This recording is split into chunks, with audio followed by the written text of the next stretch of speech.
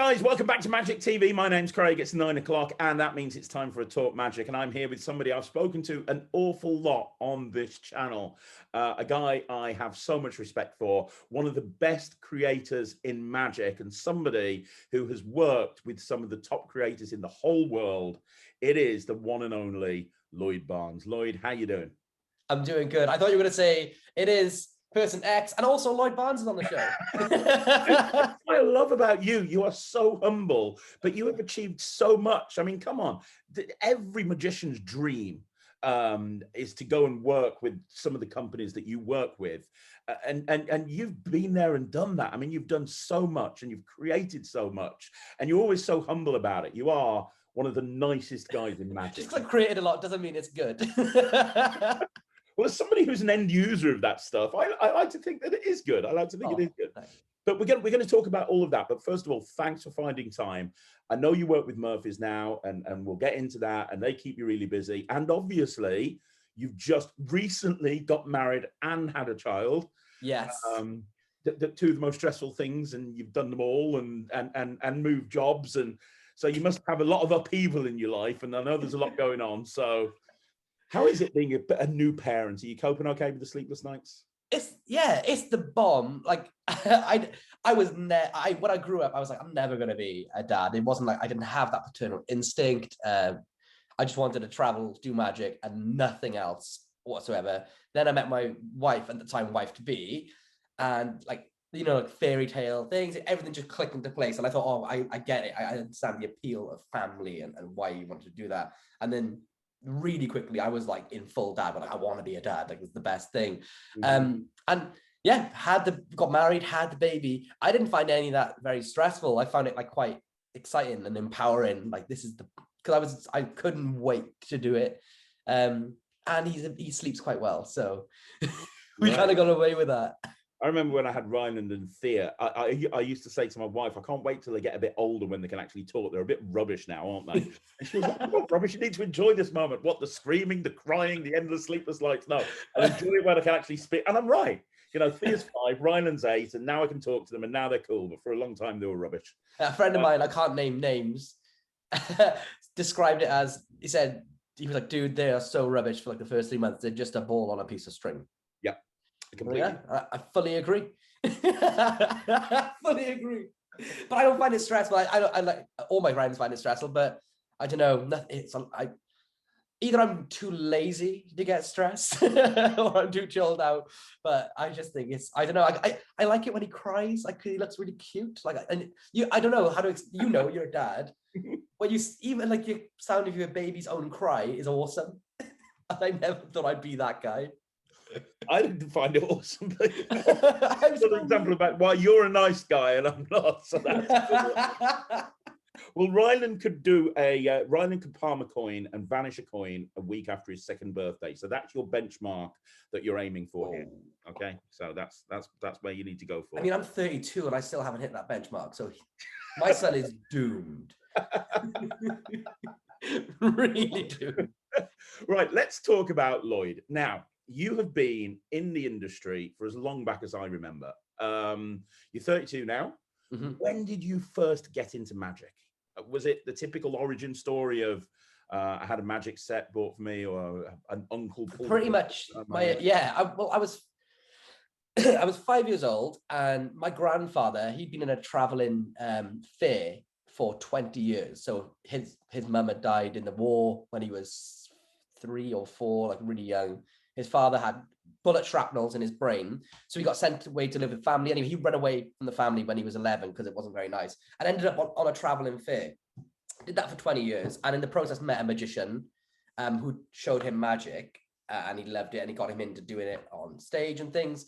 And then when I was 5, he was babysitting me, and he showed me a magic trick, and I can like remember it. Sometimes you have these pivotal moments where you remember them like it's in slow motion all your life.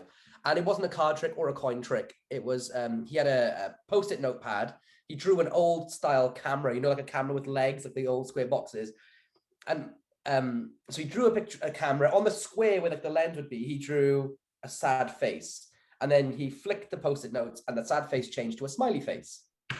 And it was like, oh, and I was like, I called him Bam, but like, Bam, you've got to show me how that works. Anyway, he showed me that. And I think that was a pivotal moment, not for seeing magic, but because it wasn't a card trick or a coin trick. You know, it was something a bit different. So that happened. Then when I was young, I had really bad eczema all over my skin. I even got to the point where there's a doctor called Sean Lanigan in the UK, and he pioneered laser removal treatment for birthmarks. It's his technology. He was my consultant for 21 years, and he invited me to conferences to show my hands under this. I've never actually told this on camera before, to show my hands under projector screens for other learning doctors and conference for eczema, to see how critical, how bad eczema could be, as an example, because it was all like big open wounds and things. And they said I'd never do any sort of work with my hands. So I would never even be able to work on a till because I'm allergic to nickel and copper. So they said, like, basically you're not looking at like a good career with anything to do with your hands. So my grandfather decided that he would teach me more magic, think more skillful magic, like rolling coins, work with playing cards, to counteract whatever I was not going to be able to do with my hands, because they were always going to form, because if you opened them up, they would just bleed. So my wife even remembers I used to go to school with like these mud bandages around my hand. This is to the age of 25 I had this, and I used to, it was crazy. I used to film all my magic stuff younger than 25 on the days where I could kind of show my hands without blood on them. And if you look back at some videos or through my Facebook profiles, you will see how bad it was. So all this happened, and it was all, I could still do the moves or learn the moves, and somewhere along the lines, I got into sport and left magic for a little bit and started to get better with my skin. And then I punctured my lung. Coughing of all the things. So I was into boxing and skating. That was that's what I loved. And one day I was sitting on the sofa. I had a chest infection or something. Like I had something wrong, but I was just sitting there and I went to cough. I took a breath in and then like something tickled the back of my throat. I breathed it in more and it overinflated my lung and got a pneumothorax, which is like a slight split in the seam of your lung. Basically, it put me off on my... Hang on. Whoa. So just to be clear, you are actively taking part in an activity where you have to punch people in the face and you get punched in the face in return. And the thing that takes you down is a cough. Yeah, I know. So that happened. I recovered from it. It took about 6 months to fully get back to be able to take like a full deep breath, like in activity. And I was also doing skating. Off a dropped curb, like a disabled curb for wheelchair use. I took a step off that on my feet and tore my Achilles tendon. So that put me off my feet for another 9 months. I know, right? And I was like 16 at the time. I've read a book about you. It's called Mr. Unlucky. It's part of the If I was a dog, they would have put me down at that age. So that happened at the age of like 16. And basically a whole summer, I was like locked in my house. All my friends were out playing. And I had seen the David Blaine Peugeot advert at the cinema, where it's the first time I'd ever seen David Blaine. Do you remember the advert where he says, think of a card, he does a snap change, he also does card through window on the Peugeot. And that sort of like changed everything. I had a whole summer and that was like my inspiration. The rest is like essentially history. So if I hadn't hurt myself, if I hadn't been laid off my feet, I probably would have, lost interest. But yeah. Gosh, and your hands look fine now. I mean, did that clear up? So there's nothing on them now. They do look weird. They don't look like normal man's hands, but they are. You can see all the. To most people, that's just like lines, but these are all like scar sort of lines. I'll try and find some photos if I can of it. My mum's got like loads of like slides that they used. They're fine. I moved out of my house for the second time when I was 25, and within like 2 weeks of moving, it just vanished. So, wow, I don't know what caused it. You have dealt with so much. You've dealt with so much. Oh my gosh, you really have. You've had a lot of craziness going on. I didn't even realize any of this, Lloyd. I don't know. I think, yeah, but like if you go back through your life stories, you have. I bet you have a plethora of things that have happened. But yeah, once I was walking through the house, right? I stubbed my toe. I mean, no, seriously. I mean that hurt for hours. I was crying like a baby. So I can relate. I can relate totally. I'm like summarizing it so quick, but when it happens, it's not really a thing. It's like, everyone's listening to this. I'm not like superhero. Everyone's got a bunch of stuff that has happened to them, and mine, and just like 2 events in mine happened to just get me onto this path. You know what I mean? So not a big deal. So on the time frame here, so you were super into magic. You learned a lot of stuff, but then you dropped out of magic, and then watching David Blaine brought you back into magic, and that was about when you were 25. No, about 16. When I was 25, the X fully vanished. Okay. I was about to say, wow, right, okay. So 16, you came back into magic. Yeah. Now, I know that you consider yourself more of a creator than a performer, which is cool. I've interviewed so many people like that on the channel. Ryan Schultz, Schlutz, I always get his name wrong. Ryan Schlutz and Joe Reinfleisch are 2 guys that have said on this channel in interviews, I'm more of a creator than a performer. I actually prefer creating magic. Yeah. Have you ever been a full-time professional performer? No. Okay. No. I'd class myself as more of a terrible creator than a performer. No, again with the self-depreciation. There's people that are going to agree. I'm not even self-depreciated. Deprecated. Yeah, I'm like you, everyone. Put me in a room with a deck of cards, a coin. You can come back in a week and I'm still in my own little world. My wife like hates it and loves it. She thinks it's fascinating, like watching a chimp at the zoo, but also really annoying because, you know, you can lock me away for a week and I wouldn't know it's been a week. There's something therapeutic about the problem solving side of it. Yeah. I find being given a challenge and a task to do that when I was younger, because I couldn't do as many of the activities as kids could do in school. My grandfather and my mother, they would buy me puzzle books and loads of things that would like test your brain. And that just, I think, turns out it didn't work very well. But that got me into the style of like, it would take my mind off a lot of things. And they didn't know it was going to be like not a stress cure, but a therapeutic help. But it translates then into magic, where also I grew up, we didn't have money like when we grew up. So I had the same deck of bikes from the age of, I think somebody bought me a blue deck of bicycles at age 12 as a gift randomly. And I still had them when I was like 16, 17, like we didn't have a lot. So a lot of creating came from not being able to see how stuff was done and not having the money to have magic books to buy these tricks. And also I live in Wales, so we don't have a magic shop. We had one pop up for a few months. There's barely any magicians here compared to in England, more now than ever. So a lot of the creating was out of absolute necessity, like complete necessity, because I wanted to do the stuff I was somehow recording on Channel 4 at 1 a.m. when they'd rerun David Blaine and Paul Zennon in the middle of the night, you know? That makes total sense. But your brain works very differently. Like, I consider myself to be a fairly creative person. I create a lot of magic, but you're incredible. You seem to have this innate ability to solve a problem immediately. And I mean, I'll give people an example. We were talking off camera earlier, and I told you about an idea for a trick that I've been working on for a few months. And I told you about it, and you were like, well, why don't you just do this and this and this and solve the entire problem in like 15 seconds? And how my question is, how do you learn how to do that, Lloyd? Because that's been, as much as you say, oh, I'm not, you created some amazing stuff. We're going to get into that. We're going to talk about your career, but you seem to have this ability of looking at a problem and coming up with a solution. And that's something that all magicians have always wanted to do. Yeah, whether you're a full-time performer or hobbyist or a semi-professional, people want to create their own magic, whether it be to release or to have in their own act. People want to create their own magic. How do you approach creativity? Do you have like some sort of process that you go through? Yeah, I definitely, like, there's depends on the problem. The big one for me is a lot of it came from like hatred of certain methods.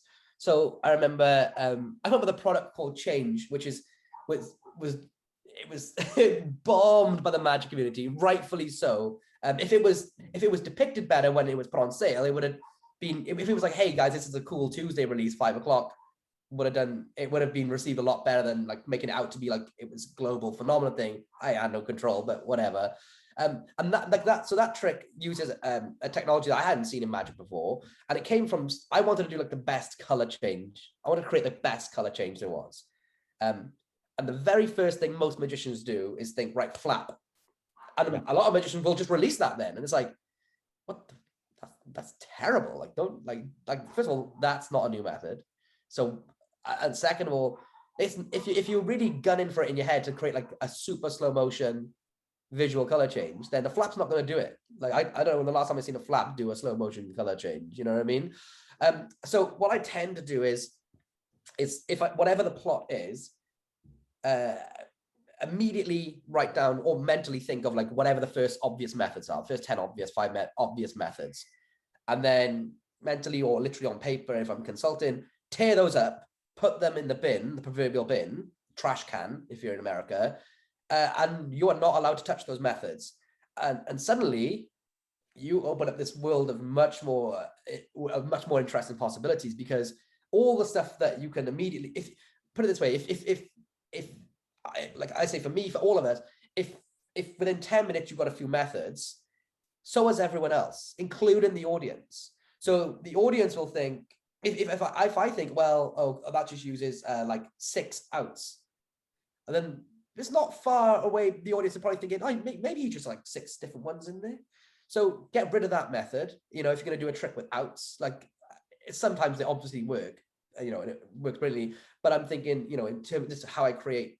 So if you can think of it easily, because I don't think I'm very creative. I think you're very creative, and other people are, but myself personally, I don't think I am. And I think that helps, because the first methods that I come across, I think are the obvious ones, so they go out the window, and then you're on the greener pastures. And and I used to do this thing a lot, and I used to hate it. It used to get me so upset, and especially like artists who would submit tricks, but finding out that you've worked really hard on a method which you think so unique, and then finding out it's been done, that used to like really wind me up. But nowadays it's amazing, because you think, well, all I can do is try to improve that, or all I can do is put that method to the side with the rest of them, and now I can only find something new. So it's kind of like an empowering move to do it. Another part of trying to be creative is like when I eventually was able to get magic books and VHS tapes is where I was like mainly getting them. The magicians that I like to look at had the more creative methods. People like Lua Fielder, I can never say it right. Paul Harris, Gaten Bloom, like real juggernauts of like the creative world. And it's just watching the way they approach a method. Maybe you hopefully wouldn't use the same method then, but just to see that they went like, I'm trying to think of a good example. Invisible thread. Well, I seen, I don't want to say name because I'll give away tricks, but most people would use it for levitation, right? Yeah. But what if you could use it for a force? Just change the dichotomy of what it's supposed to be used for.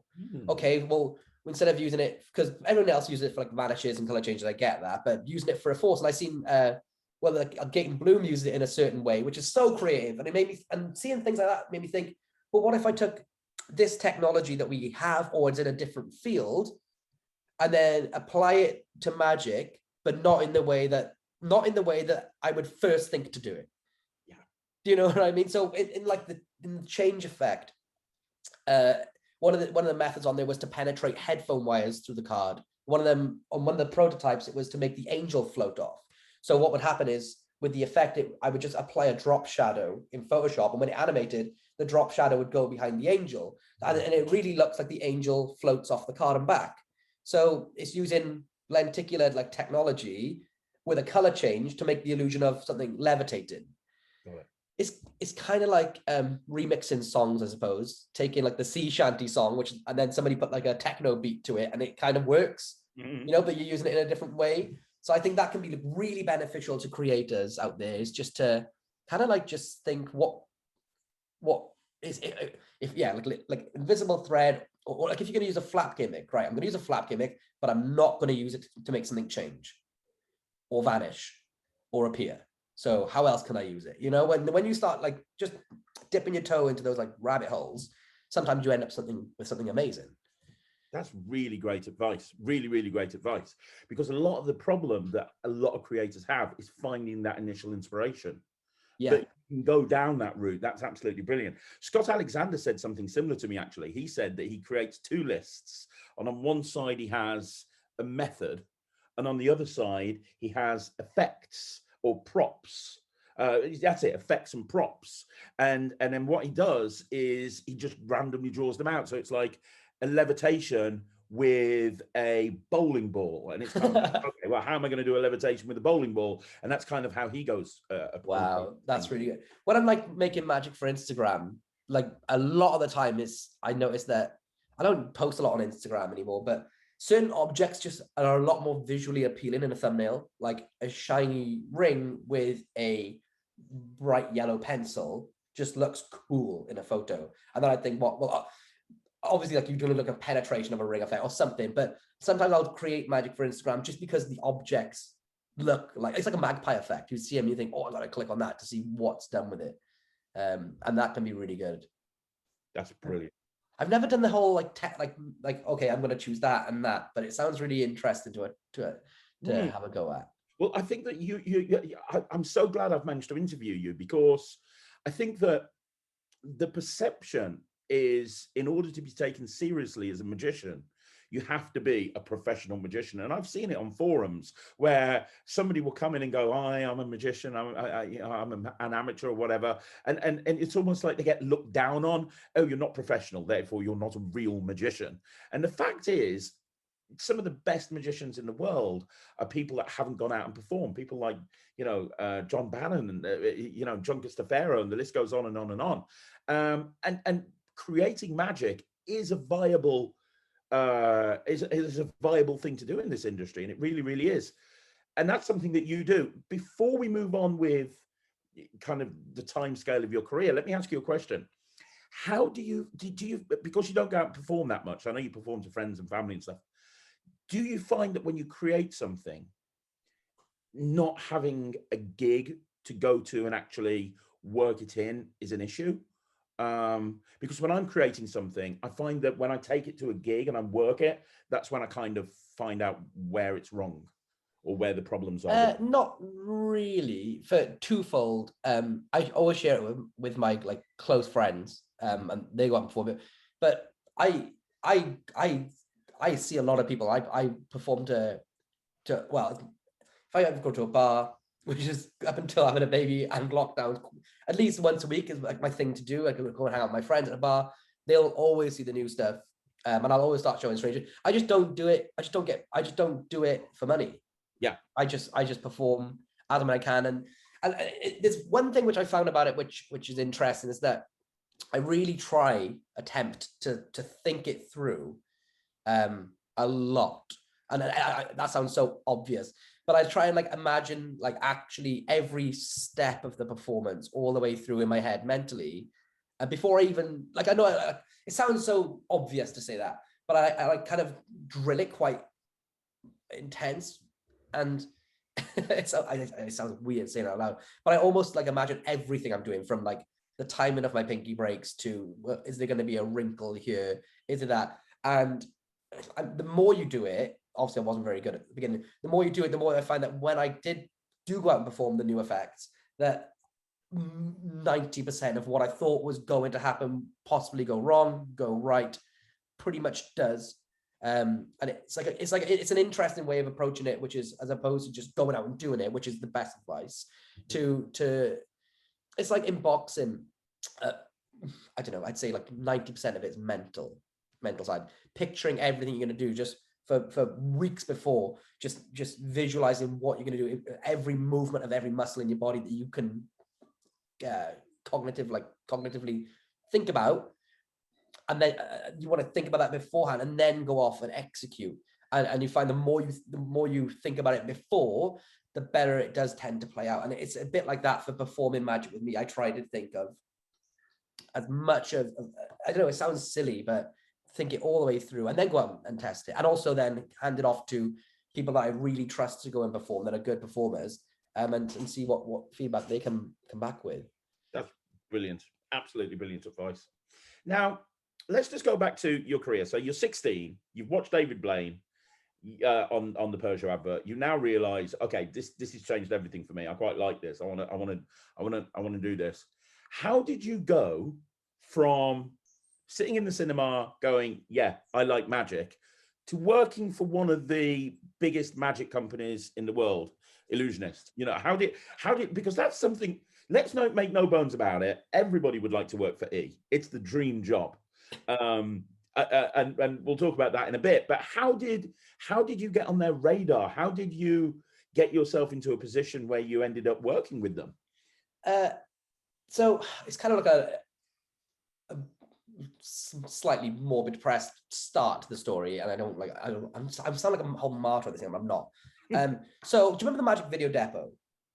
Yes. Remember that Magic Video Depot? So when I was 16, maybe it was a bit younger, because I'm trying to work out the dates in my head. Anyway, one of the first things I put on there, after seeing David Blaine, was I took a terrible piece of plastic. Now, I didn't know about this method right now.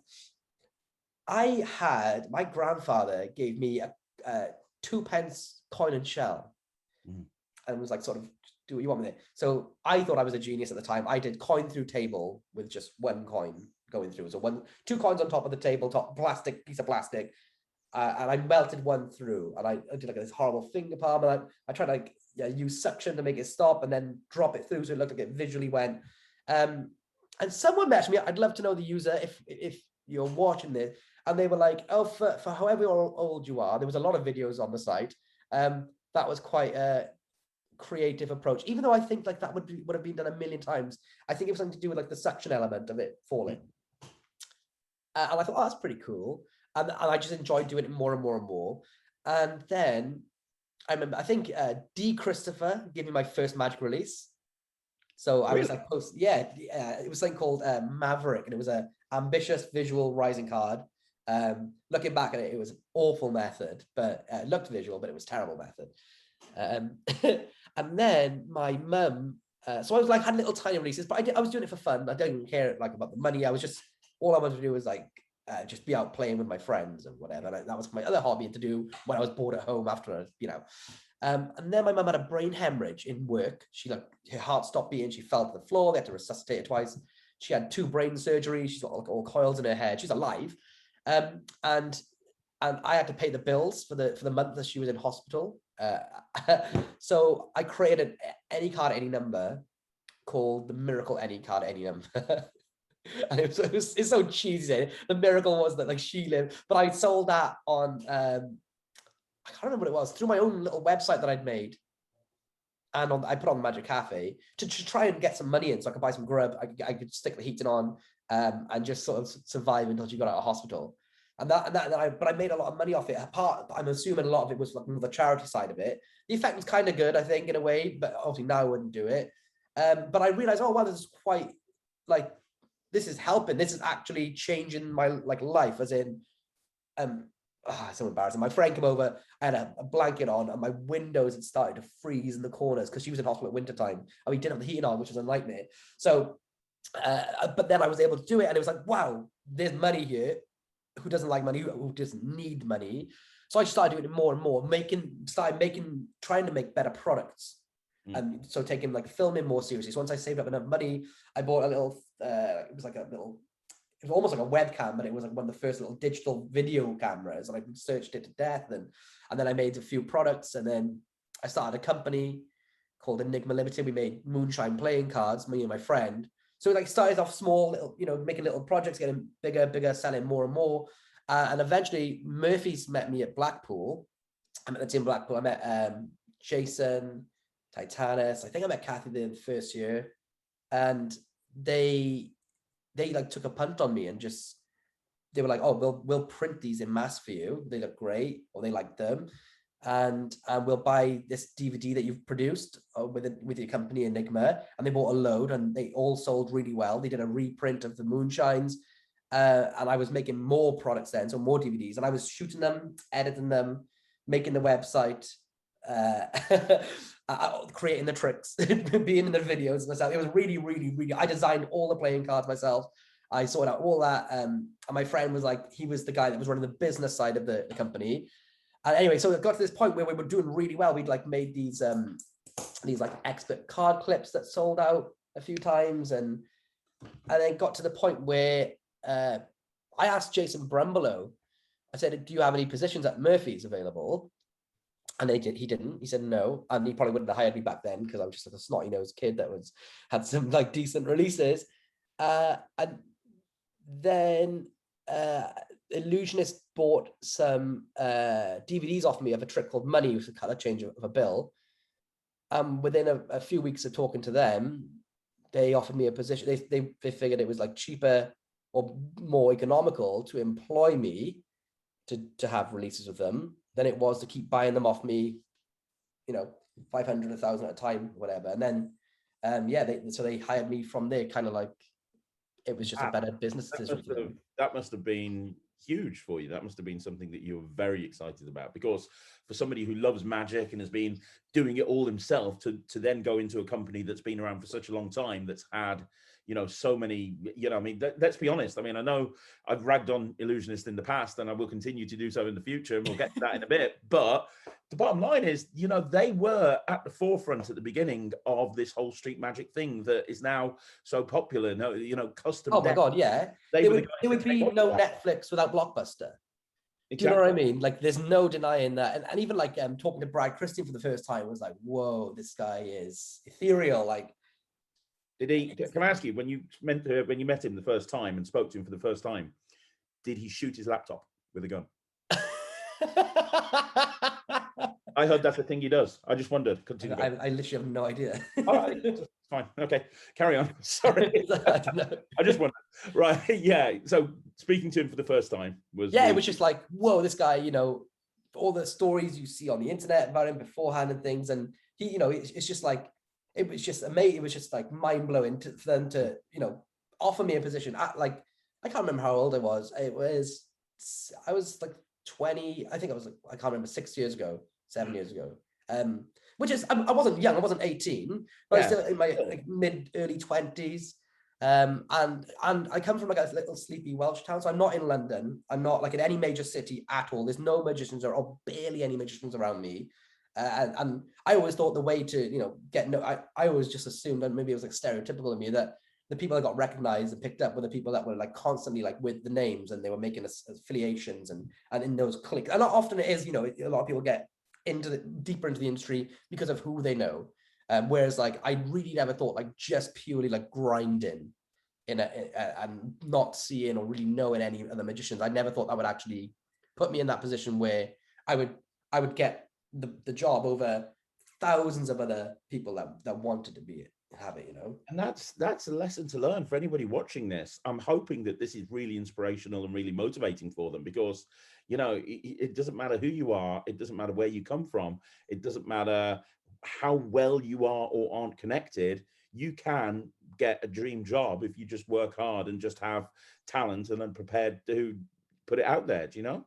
Yeah, it was doubly like, I'm no male model, like I'm no Daniel Madison, I'm no Pete McKinnon as well, and I'm Welsh. Like, my accent, I feel like sometimes it dips in and out, but I really thought that was a thing against me at first, because a lot of people think it's German that I speak. Especially when I go to the States, they think I speak German. So I didn't. The only thing I had going for me was a batch of good releases, and I'd shown them ideas beforehand.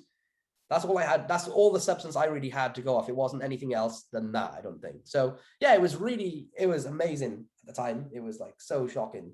That's amazing. To get it. With Ellusionist for 5 years. Yes, 5 years. And what was your role there, Lloyd? Was it product creation, dealing with artists? It was a lot. It was so product creation, acquiring artists, which is bringing artists into the company, working with artists to improve their effects, to make them more commercial, working on the overall product range that Ellusionist was releasing. Like more recent times, things like how to read minds and all that. I was like, basically, like, the majority of the tricks inside the box were like the things that I'd worked on or brought in for it. Like not brought in, like some of them are classic effects, but like making that list, things like that. And then the other like massive side of it was filming and editing. And at one point so everyone did a bit of filming. Most of the people did a bit of filming and editing, like Madison, McKinnon, Ramsey for a while. I'm forgetting someone, like now Dwayne does it. But at one point there was like, so everyone would have like to deliver like one release a week if they could. And then that would fill up like a month's calendar of one release a week. And then Ramsey, McKinnon, and Madison all left, and it was all down to me. So for a large majority, and I'm like, it's not like I could film and edit, like I did like a bunch of like the big trailers, like Clone and things like that. But it wasn't like my forte it wasn't my profession. And at one point, for I don't know, for a good like 6 months, maybe more, I was just doing that, just filming and editing. I had no time to create and do what I was like. I'd say good at. I don't mean that in an arrogant way, but do what I knew best. You know, it got really tough. I couldn't. I couldn't do it any longer. And you were based in Wales still through all of this, right? It's not like you went over to the States or anything. You were jumping on conference calls and you were working mainly here. Yeah, I mean, like I traveled a lot to conventions and to film people. In 2 years running, I did the circumference of the globe 4 times each year with traveling. Yeah, which is a lot. But primarily in Wales is where I come back to as my hub in those years then. Okay. Yeah. Wow. so you, wow. I mean, wow. So, right. Okay. But you did, while you were there, you created a lot of magic yourself. What were your favorite tricks that you released when you were with Ellusionist? I was really proud of the trick which got the most hate, one of the biggest selling items in like a short period of time ever, because then the company that made him had to literally stop selling them because we were sending in so many orders, was the change trick. And not because it sold, I can't remember how many, but a lot, but it only ever had 14 returns, which I still think says a lot about the online community compared to the people who actually have it. But I wasn't proud of how it was like, you know, portrayed and put out there. I was really proud of the method, because it was like it was a statement in my head. And if it came out as I started working free, if I did it on my own, I'd still feel the same about it.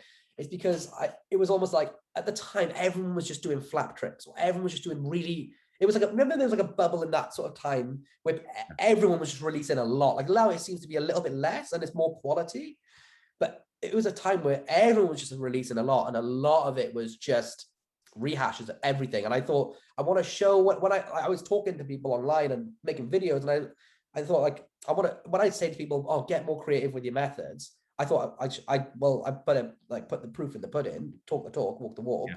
So I was really proud to like show how different that was as a method. To think the people that, you know, most people thought it was CGI. It definitely wasn't real. It was just camera tricks and other things. It wasn't. It was angle sensitive, but it was not CGI. That if you got it under the right circumstances, that the effect looks as shown. And no one had done that before. So I was quite proud of that. Quite proud of the apps that I put out. Tempest is amazing. Tempest. Oh, thank you. As somebody who's a Memdeck user, and I use Memdecks all the time, man, Tempest is just so. I remember the first time I saw Tempest, I was like, geez, this is a game changer. It was so good that when I started doing Magic TV and reviewing stuff with Ryland, I went back and reviewed that, even though it was old, because I wanted so many people to know how killer this app is. Oh, wow. Thank you so much, man. Whoa. And you're an actual proper good worker as well. I love that. I love that app. I mean, what's not to love? You can do any time, any card, any number, anytime I want to, in such an organic way. It's brilliant. Brilliant. Thank you. I'm quite proud of Cypher. That was really good. Trying to think what else. Quite a few things. A few things were downloads that had to be put out for a schedule, but I still try to put things out that had a merit to it to some extent. So they were like, some of it was on Magic Stream, which I never mind putting on Magic Stream because it was a monthly subscription, but the things came through free. But I was just trying to put something, at least have something different about it. You know, It's hard to explain, but yeah. Well, the thing that you did that I also really like, somebody asked me a question on the channel recently, what's my favorite cards to use? And I said cohorts. for a few different reasons. I just love the way they feel. I'm a big cohort fan. I also love that stretched card, you know, the stretched card thing. Oh, by Dwayne. I Yeah, love that's that. I do that brilliant. every gig. I give it away. It's such a great opener. I just do that all the time. And you have to have cohorts to do that. But I love your gaffed card system. Oh, I love your gaffed card system. No one talks about it for some reason. But there are some amazing tricks, because he have done that for years. I remember way back in the day, they did the gaffed card deck with Miller and Garcia, I think it was, and then they did another one a little while later with Greg Wilson, yeah, and they did the Ghost gaff deck and stuff. They always seem to come back to these gaff decks, but I don't know why. But the one that you put out with the cohorts, the other stuff was good, but it was just kind of like, okay, now we've got this card that does this. But your stuff was kind of, it felt more thought out, like the routines that came with it. They were like, okay, this isn't just, let's stick this, let's just make the middle of the card blue and rub our fingers over it. This is something that actually, right, okay, this is clever. Yeah. You know what I mean? I don't know. Well, it's like, so basically it was 2 years at least. Like you said, there was Justin Miller was in the trailer for the first gaff deck. He was the first company to do a gaff deck. Then Garcia and Houchin teamed up to make a gaff deck. And then there was one with Madison, Kayla Morelli, and Eric Jones. And when I was coming up, I was like, wow, a gaff deck is what like the standard is to like be recognized.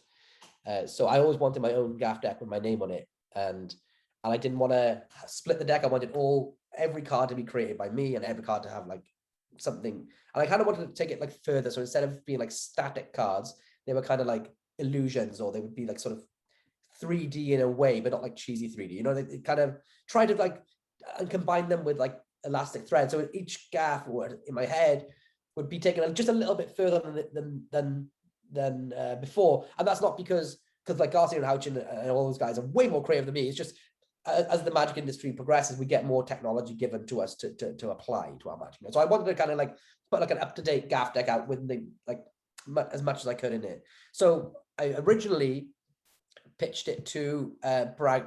Actually, this was in 2015 in January. I went to Bragg Christian's house for a team meeting, and I started showing a few of these cards there. And I said I wanted to do a gaff deck on my own. I just started at Ellusionist. I've been there since October 27th, 2014. So I've been there 3 months, and I showed it to I talked about it, and I sort of tried to describe what I had in my head, and it was like, oh, listen, like we've done the gaff deck thing, let's not come back to it. Then I showed it again, like I had a few simple gaffs made up 3 years later, and again it was like, no, I kind of like no. So then I went and got James Anthony at Print by Magic. I designed all the cards.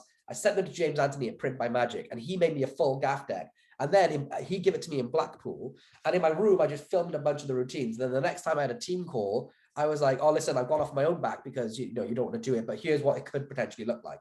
And Brad Christian was like, why have you never like shown this to me? I was like, I've shown it to you twice over years, and I've talked about it more than that. And this is, and I was trying to show like these like the new style of visuals I want to bring to the table. So eventually, once he, it was just like, you know, sometimes you need to see it to understand it. So he's seen it and immediately was like commissioned to go. So I've had like a lot of these ideas for years. The bulk of them came like the last 2 years, but I'd had them for a long, long time. And it was quite tragic in a way because it was due for a release and to make like a big song and dance about it. And the Christmas release period window was coming up with Ellusionist. That's their biggest time of year. And there'd been some errors in the manufacturing side of things for other products. And basically, things that should have been released couldn't be released then. So we had to put a lot of stuff. We had to, let's say, right, oh, this is going out now. This is going out now as well. And just jumble it all in together. So because it was like making up for, there should always be like a big product out for Christmas, like $100 plus product sort of thing. That didn't come through. So instead we had to put like 4 other products in to sort of make that basket price. And the gas system went into there. As well as Wow Money. I was really proud of Wow Money because I've been a huge fan of Masuda for so long. And it took me 3 years to track him down. Don't ask me how it took me 3 years, but it genuinely did. And I couldn't believe that I got that to come out. I filmed the Gaff trailer and Masuda Wow Money at the same time. And and then that also went out, and that should have been that should have had its own platform to breathe, but neither of them did. in the middle of all the Christmas like marketing campaign. I can't remember what it was, like win $1 million or a car or something. And yeah, naturally, as everything does that goes in like that thing, there's not one breakaway that, you know, they all sort of average out on their own amount of sales. And it was a bit of a shame. And then a few months later, I left. So, and before we talk about you leaving, which we will, before we talk about you leaving, I want to ask you one other question. Let's talk about the dark side of the magic community, because yeah, I know you're a very social person, and I know you. One thing that I know from speaking to you, you love magic. Yeah. You love magic. You love magicians. You love magic. You love anything to do with magic. I know that you could sit there for hours. Well, we did this. I'll tell you right now, the first time we did an interview, I was like, right, Lloyd, we're gonna do an interview on this day. And he's like, yeah, this is the second time that we filmed this interview, because the first time me and Lloyd started talking, 6 hours later, he was like, you know what, we might need to reschedule this interview. We haven't actually started it yet. It actually was 6 hours. It was, but that's the sort of guy that you are. You love magic, which is amazing. And I am so passionate about magic as well. And you can just tell from you are my peoples. But here's the thing. There's a dark side to the community as well. People, you know, let's just call it, you know, the Magic Cafe syndrome. You know, the Daily Mail of the assholes of the magic community. Yeah. And I've experienced it, you know, with Red. I mean, I got hate mail and I got death threats, and it was horrible, and it forced me out of the community.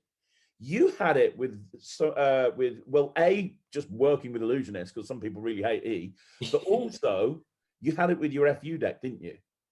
Yes, And I don't know how much you can talk about it, or if you can or you can't, and that's fine. Do you want to talk through that? Because that was a big deal. Like, that was as big as Red. The only difference is you didn't walk away like I did. You stayed, and which was amazing to see. But I suppose I've got two questions. One, can you talk about that whole process, about what happened? And two, do you have any advice for people that are experiencing the wrath of the magic community? Because, man, you had so much hate over that, and now you're in a bigger and a better position than you ever were before. But you had so much hate, and I know because I've spoken to them, there's people in the community that have experienced the same hate as you, that have just walked away and they've just left magic because they just can't cope with it anymore. So any advice on dealing with that, and also what happened? Yeah, totally. So so first of all, the FU deck went out, and I'd been doing it I took it to a few conventions. The magician would have seen it, and I took it to Blackpool especially. And people offered me. It was a great trick. I loved it. I've still got one. So thank you. People offered me £100 on the spot to buy it. Owen Strickland from, is he on BBM Magic or something? Owen. It's not Owen Strickland. That's it's Owen Packard, maybe. Owen Packard. Yeah. Yeah, I do know that. I'm better with the first name. I just get confused. He literally offered like £100 for the deck or something right there. A lot of people wanted to buy it. So like a year later, or more, if not more. And I've been showing this at conventions and things. We put it out on Ellusionist. And then about an hour later, 2 hours later, I get a phone call from Azzy Wynn saying that it was his method for Gypsy Queen. I had no idea what it was. So within like 2 hours, I phoned up Brad Christian. They got it off sale, done. So the first time around, it was off the market within hours as soon as it came up. It was just and luckily we didn't have we didn't buy like 10,000 of these. So it wasn't so bad. And that's at the same time. Yeah, you are so ethical, by the way. You are so ethical. Thank you. Yeah, you are. I try to be. Some people don't think that, but that's their prerogative. At the same time, somebody else had made a post on the internet saying that I'd entirely stolen the trick from this person, because they had a similar routine using Azzy's index deck method, which is every card is the same but has an out sort of thing. And he also used the FU thing on a sticker and like with a book or something. So he was then creating a storm saying that the trick was entirely done. This guy's from New York. I didn't, up until that day, never heard of him. But the issue was resolved with independent. I don't think the best way. Like just, I don't know. Again, stupid me. If I'm thinking of the trick, then I should have thrown the trick out and gone for a better trick. Do you know what I mean? Like that's my way of thinking, because obviously somebody else thought of it too. Mm-hmm. So it shows like how uncreative I am. So he was making issues, but it turns out there was that, like, when you got down to the heart of it, That was not the issue. The issue was with Azzy, and that was Sel. Anyway, a year later, we had like these decks lying around, and I still loved the trick, and I'd started performing it with just using digital force bag and one card, and I realized that the reactions were amazing, like way better than the original. There was no need to have a deck, there was no switching, it was just one force card, and really it was Jay Sankey's fine print who give us permission, because he did it on an ace of spades, the fine print. I'm using a joker, but just with an offensive word on it, which had been done in the 80s by, I can't remember the name off the top of my head. So after working it more and more, but just like falling back in love with the trick, no matter the stuff that had happened in the past, because that was rectified and it's all good. Like me and Azzy talk. Well, I know Azzy like not very well, but we've spoken on the phone call since, before and after, and there's no drama there. I was like, right, well, this is great. Like, it's different to the other guys too. There's no sticker. It's Sankey's given us permission to use the fine print. The FU statement is no one's. That's just existed out there. If I changed it to piss off, it would. So we put it out. Great response initially, and then the same person who had the issue the first time went nuclear. And there was you're not talking Azzy Win now. He's now out. No, not Azzy Win. No. Yeah. And yeah, made this whole drama about it. And then obviously people in his camp who are never gonna not defend him. Some, like, I can think of three names in Magic that I still respect and I don't care. I seen one of them post on the Magic Cafe still giving me shit the other day, saying that I was like scum or something in the industry. And somebody who I think is really good, but that's just because it's their friends at the end of the day. But instead of taking it down, because I wasn't stepping on any.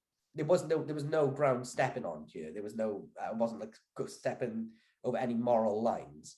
I didn't back down because I was in the right. And then so what I did was I did my research and I made a really long 45-minute video and I stood my ground. And I laid the facts out there exactly as it happened, play by play, so that you can argue with like opinions, but you can't really argue with the facts of it. Yeah. So I put that up, and a few weeks later went to Magic Live because I got married like the day after or a week after I put that video out, and somebody was like, "Hey, I want to speak to you on Facebook Messenger now." I was like, "Dude, I'm about to walk down the aisle." So I blocked that person. Like they just wouldn't stop. Got to Magic Live, and also I'll say this about this now. So for my honeymoon, I went to Magic Live and to Florida. So that was like 3 or 4 days after I got married. So put the video up. It was long. I didn't really look at it from that point. Didn't look at the reactions from it. I know people were posting on my wall like super like, "Hey, I'm on your side. I agree with you." People like Maddie Gilbert and people. Got to Magic Live, and like some of my heroes, one of my actual heroes, I think I'll tell you off camera because it was a private conversation, but probably like one of my biggest heroes in Magic, and a load of others came up and said I could watch the entire video. I completely agree with you, and because of that, I want to work with you in the future. I think you are absolutely bang on with your morals, your ethics, your crediting, you stood your ground, and most people would have walked away from that. So I walked away from it feeling really vindicated. Would I do it again? I probably, the next time, if there was a trick that even if I was, even if the trick I created was an exact copy and I took it off and then change it again, would I put it up? The drama's not worth it anymore. Yeah. Because it's just, when someone goes that crazy for a trick, that's not even the same trick. It's almost like, well, do you know what? I'm not in an arrogant way. Like, I'm just going to go make other tricks and work on, having fun with them. It's fine. But I'm really proud of myself for how I did it. I know some people will hate how I handled it. But you handled it professionally. You handled it very differently to how I would have handled it, which shows the difference. I would have just made a video for 45 minutes ranting, to be perfectly honest. Well, the thing is, I wanted to do that at some points, but I just thought, Ricky Gervais says a good thing. If you delete all the religious books and you delete all the science books, in 1,000 years, the science books will be back exactly how they are today. So I figured that you can't argue with fact. So that's all I did was give people facts. And I think I even say in the video, like, make your own mind up at the end of it. Still hate me if you want, especially if it's your friend that's upset. But don't, you just can't deny it. So I felt like I didn't know if it was the right thing to do at the time, because I know people would be antagonized by it, because it's not nobody wants to lose the argument. Yeah. It's as simple as that. But yeah, best thing I ever did. Like, I feel like I'm bulletproof now.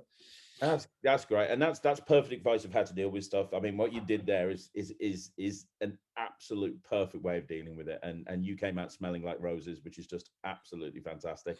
More importantly, something I want to pick up on what you just said there.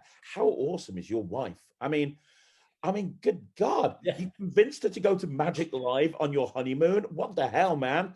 Like, my wife loves magic, but what? I mean, that's incredible. I mean, you have to hold on to this woman. She's a badass, dude. Well, we met in school, in comprehensive school, like it would be 18, 19 years ago now. But she went and lived in Australia. I went traveling the world, this, that, and the other. And then she loves magic. Like, I thought she was like saying this to like, and like chat me up sort of thing. But I went to Dynamo's show. He invited me to go there, right? So I went there. She got called up on stage with her sister. So she was actually at the concert. And then afterwards, he tweeted, "Thanks for coming to the show." I thought, "Thanks for having me." And then she messaged me on Facebook, "How do you know Dynamo?" And we sort of got chatting from there. And when I went around her house, she actually has loads of Darren Brown and Dynamo DVDs on her shelf. Like, that's what she asked for Christmas. Like, she's an actual Magic fan. So when it came to honeymoon, Brad Christian like that actually existed. Bloody hell! Exactly. So when it came to honeymoon time, Brad Christian wanted me to go to Magic Live. And I was like, I'm getting married like days before it. There's no chance I'm going to the other side of the world without my wife, my brand new wife. I say that like I've had others. without my newlywed. And I put it to her, like, would you be interested in going? So she was like, yeah. Wow. Yeah, so Brad sent her with us. That's just brilliant. That's awesome. It was cool. How cool is that?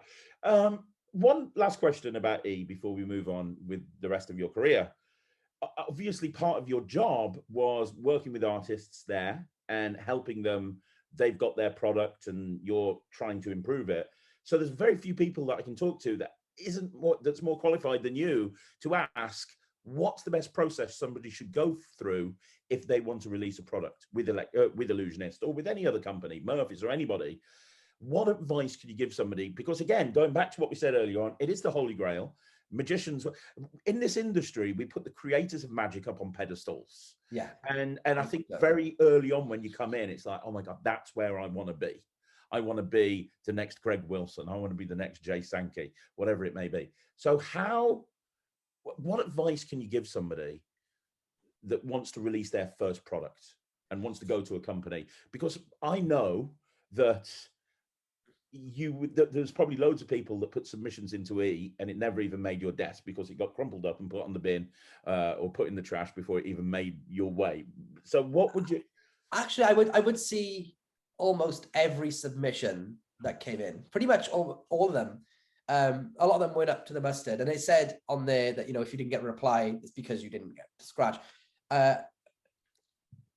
The advice I would give, because I don't think it's not really many bad ideas out there, Matt. I think like if somebody has sent a trick which they couldn't perform, they'd created it, they didn't have a lot of experience, but they did have a new method. It was definitely new and it was definitely good. So don't be dissuaded if you don't have the years of magic, if you don't have the ability to perform the effect. You could be terrible at performing. But I've had submissions in the past where the method's brilliant and it turned out to be a good product in the end. So don't be dissuaded by that. And the one thing which one of the most common things would be somebody would submit something, and being in the industry, you probably know mostly every product that's been out the last 10 years. Or if somebody showed you an idea, you could pretty certainly go, I've seen that before. What I would say is when you send it in, and if the person replying to you says, hey, look, this has been done before, and here it is, it would shock you the amount of magicians that would get pissed off with that, and they would ignore you and release it anyway with somebody else. Yeah, I could tell you, I can't honestly, not on the channel now, but yeah, I can name names where I've gone, hey, this exists, like this is already out there, so I would probably not do that. And they've basically gone and really, or just get like really pissed off with you as if you've gone out of your way to take their idea off them. So that happens with some of the biggest creators. It can happen. I mean, I'm sure you don't have anything to do with this, so don't comment. I know that I don't want you to get in trouble, but I did a video on this channel recently where Hanson Chen did the same thing with Crazy Card by Alan Morrison, and I pointed this out to him beforehand. Hey, Alan's done this before, and it still came out. So I know that happens because I've seen it happen firsthand. Yeah, it happens regularly, man. And so my advice is, take that as a positive. Again, and I try to say this when I reply to people, take that as a positive. Be like, okay, right, well, someone else has thought of it, so it's not the most creative idea in the world. It's not unique to me. That's going back into that method's going into my trash can, or the effect, because it could be the same effect with whatever, effective methods, goes into the trash can, back to the drawing board, because whatever I create next, I'm 99% certain will be my idea, and it'll be, and I'll make sure it has to be an improvement, and I'll look for I'll look at the flaws in that method. Then I'll use that as the springboard to make it better. So take those roadblocks that this has been done before, there's been released before, turn them around to positives. Use them against yourself in a good way, and get better effects out there. And then the best way, and then the other advice is, if you want to release something, message me on social media, and then get it released with Murphy's, and get it in every magic shop in the world on the shelves. Well, let's talk about that right now, because obviously you're no longer with E, which was a shock, man. I mean, I'm telling you, it was a shock, because you were the poster boy for Ellusionist for a very, very, very long time. Chubby poster boy. Man. Everybody's like, it's Lloyd. He is Mr. You were Mr. Ellusionist. You were more Mr. Ellusionist than Brad, who, kind of disappeared after a little. Well, we don't see Brad around that much these days. You were kind of the face of Murphy. I'll tell you what it is. Okay, so I'm a big fan of wrestling, and I have been I know. I'm a huge wrestling fan. And there was something that happened during the Monday Night War between WCW and WWF back in the day.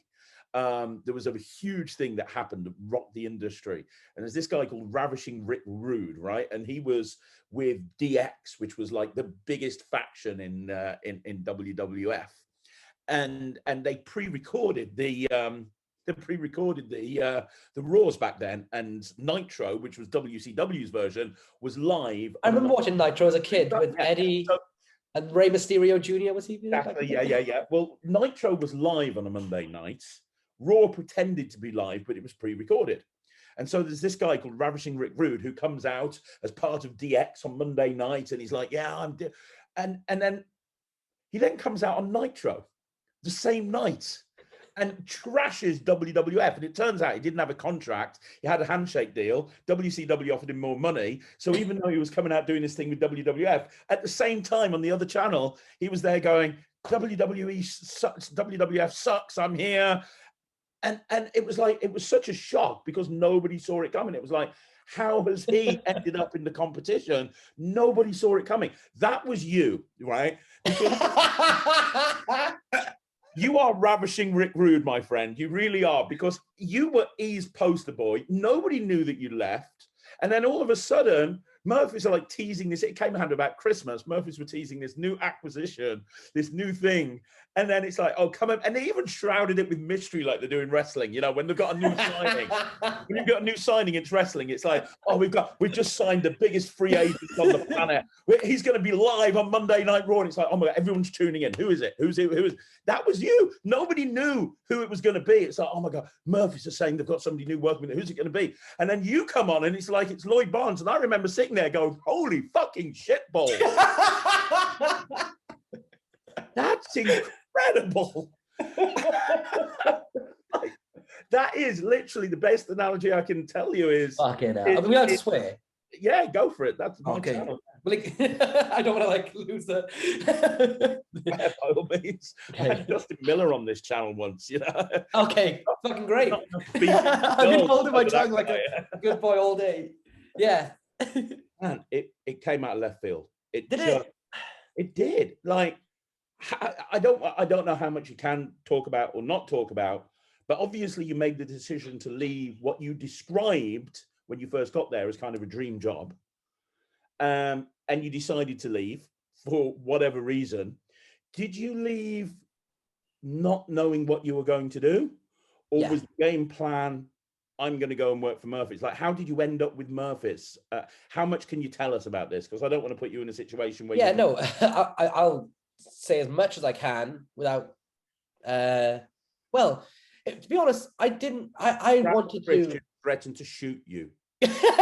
No. Okay, it's a basically, I was coming up on being 30, and I remember thinking, I just didn't want to, because even though it was like a good job, it was like a 9 to 5. You know what I mean? Like it was still like you report to someone every day. I just didn't want that. I thought like 30 years old, I should be my own boss now. So for like a couple of years, I was like, I don't know, I don't really do that. Then I was doing more things, like I wasn't into the video and editing side of stuff, which I ended up doing less of because Dwayne came on board and he's incredible, and Cody as well. But it was just more of that. I wanted a lot different of a lifestyle. I just didn't want to do that lifestyle anymore. I was getting married. I was with my fiance then. And I didn't want to go anywhere. I wanted to spend all, I still do want to spend all, like this lockdown's the best thing ever. Just didn't want to travel, didn't want to do the Circumference of the Globe once, let alone 4 times. I didn't want to do video editing, and I really wanted to just like hone my magic creations. And I just found that I just couldn't do it. You know what I mean? So that was building up for a couple of years, and then I'm trying to think of like the actual sort of timeline, but it basically just got to a point where I thought, right, you know what? I've got money in the bank. I've got a few ideas in my head of what I want to do. So I think it's like, I'm just going to go. So I left. I know it was a shock to people, but I realized personally, I wasn't enjoying magic any. I always used to rip on people when people put like, oh, I'm quitting magic. I think to myself, like, I'd see people put statuses saying, that's it, I'm done with magic, I'm sick, the magic cafe's pissed me off, I'm going. I think, well, fucking go then, fuck off. Like, if you're not in it, you're out of it. If you're not like 100% yes, then you're a no. And I remember thinking at one point, I was talking to my wife, she's like, you haven't created any magic for ages. I was like, yeah, it wasn't so much I wasn't into it, I couldn't bring myself to do it. It was just like, because you know what it's like, if you've got your own vision of what you want to be doing with your day-to-day life and you're not doing it, nothing's gonna fix that. So it got to a point where I was like, you know what, that's it, like there's no more. I can't. It was just no. I remember like Madison said to me before, like, either you're if you wake up and you don't want to like go to work one day, that's the day you leave. So basically did that. That was in, I don't know, was it June of last year or something? And everything was golden. And I make a song and dance about it though. Like a lot of people didn't know that you'd even left. Yeah, I know. I thought, well, I just thought like, I don't even know why. I just didn't tell anyone. Or I did sort of put some stuff up on the internet, but not a lot. And I was just happy doing other things for a little bit. I was trying to just like find my like inspiration again.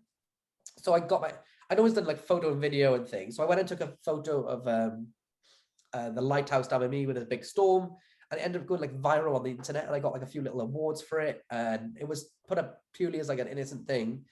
And then people started like booking me for photo shoots and things. So people messaged me saying, hey, do you do photo shoots? And I said, I can, like, I'm not working, so whatever. And then I realized, oh, maybe I've got something here. So I made a little website and said, hey, you can book me for shoots. And I thought that was going to like be the way to do it. And at this point we were already in lockdown, but my wife I will then... say, by the way, that you've got balls of steel, my friend, in the middle of a global pandemic where everybody's losing their jobs every 5 minutes. You go, fuck it. Yeah, it essentially was, fuck it, I don't want to do it anymore. But then 2 months into it, my wife, who is a teacher, she was working at a nursery at the time, she lost her job as well, and we found out she was pregnant. So I said I'd quit E, and then she lost her income, and then I realized I was going to need to be spending out a lot more. So basically I started thinking, right, I need to put like a plan in place to get the ball rolling. I had enough money saved up to pay the bills for 18 months without having to lift a finger, but that's not going to take me very far with a baby nuclear bomb dropped in the mix. So I thought, all right, okay, I feel like I need to sort of generate income. So I started doing like a few photography gigs, and over the space of like me and the wife were watching TV one night, and like I just got like struck by this. It sounds so weird. Danny Goldsmith said the same thing about his style of magic. One night he said like he just started creating amazing stuff out of nowhere. And I'm not saying my stuff's amazing, but one night I just had like this burst of like, it must be like a build up, a blockage of like creative ideas, just like hit me in the face. I remember being out in the garden, looking up at the stars, and I remember thinking like, I have an idea after idea after idea, writing them down in my notes. And I was like, you know, I'm going to make these into reality. So I started, and these were going to be for myself, they're not like product ideas. So I started like meshing to like look around on the internet, like who could make certain bits and pieces here and there. And then I spoke to someone, and it turns out they wanted me to film something for Murphy's, and I ended up basically getting into conversation with Murphy's. And at the time, this is getting later on into through the summer, past the summer, and as I started talking to like Titanis and George and the team, I was like, blah, blah, blah, I got this idea, I've been working on this, guys, how about you? And they were like, yo, these are like legitimately like, these could be big. So after a while of going back and forth, I spoke to my wife, and I said, you know, if everything was how I wanted it, I think I could.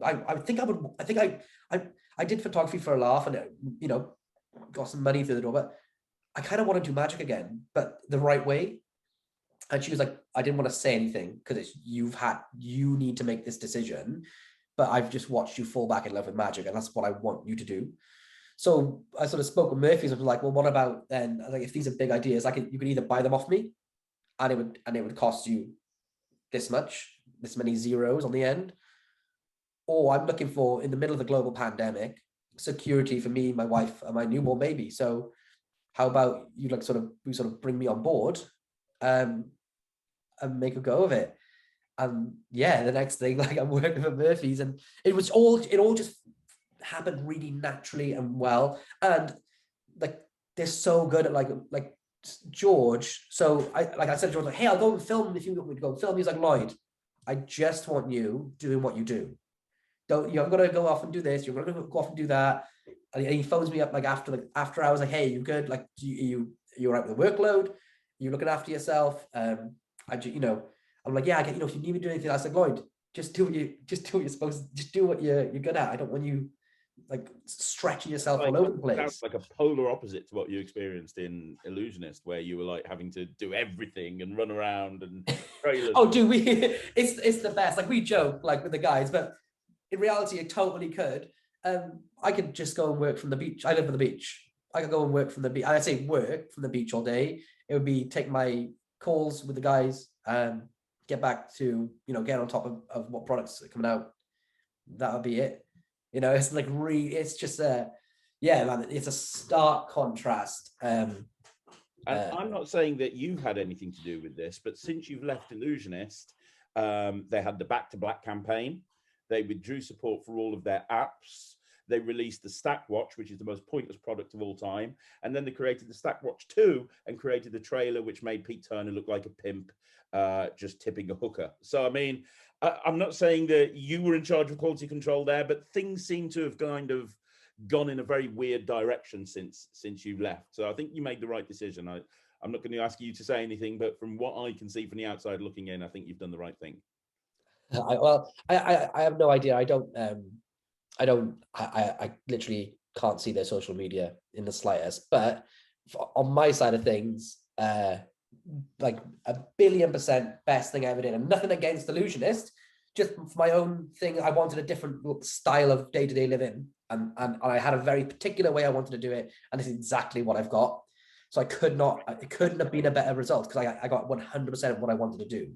That's great. And I've had experience with Murphy's before. They always seem like a nice bunch of people. I've been to their offices, and they always seem completely on it. It feels like it's a bigger team than Ellusionist. Would you agree with that? Is it a bigger? I didn't know, but including like warehouse staff, and I might be like a bit off with these numbers, so get me wrong, but there's something like 80 odd members of staff, which is just phenomenal. Everyone's got a different department, and what's really nice, or what's the difference for me, is that there's we'd like create the product, and then that would be passed on to the video editor, that would be passed on to the marketer, and then that would get released. And everyone's got their job, and everyone does it well, which gives you so much confidence and empowerment to be able to know, like, right, if I focus on my work, then I know that I can move on to the next project. It's like that old expression, isn't it? Jack of all trades, master of none. If you're being allowed to focus. So what is your job at Murphy's now, Lloyd? And just to say, like, it's just two different worlds. Like, it works. Or while I was there, it worked at Ellusionist. The system they have, it's just this new system for myself is it makes my life stress-free. I don't want to. I know I'm ragging on. I know I'm ragging on E a little bit. And that's kind of what I do. But the bottom line is, you have to give all the respect in the world to the team at Ellusionist, because at the end of the day, you could take 1 million people and say, "I want you to start this company," and they wouldn't be able to do it. Exactly. Ellusionist have been at the forefront of, they created the whole street magic and the whole kind of, there's so much that Ellusionist has done in the past. They started the first custom playing cards, first gaff decks. I think they were the first digital downloads. Like, a lot of firsts come from Ellusionist, and that has entirely shaped the Magic community. Most companies wouldn't.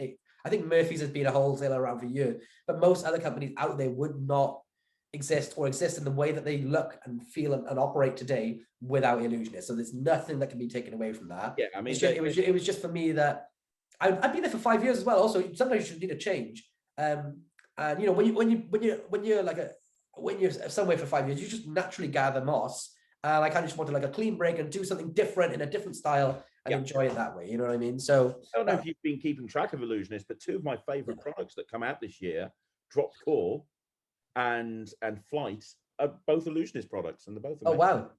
So, yeah, well, yeah, long may it continue. Yeah, so they're doing a few good things over there. Absolutely. Okay, so what's your role at Murphy's now? You say that people tell you to just do what you do best. So what is it that you do best? Eat pizza. Can I have a job? Ring up Mark Murphy. Yeah. A good word for me. It's creating and bringing to life products, commercial products, and your products or other people's products, and other people's products. So I'm working with a few people now that have brought to me ideas, and at the next stage, well, all the people bring me ideas. I look at it and think about how it could be put out as a product, take to the team. They then have their own input and think yes or no, take a vote on it. And then we actually just like anything else, we go off and make it into a real product. That's essentially, it feels like a very simple process, even saying it out loud, and it is. But I think it's because I'm not then going to do the video editing, the marketing side of it. But it's if you have an idea and you want to bring it to Murphy's, it's really quite easy, or easier than it's ever been before.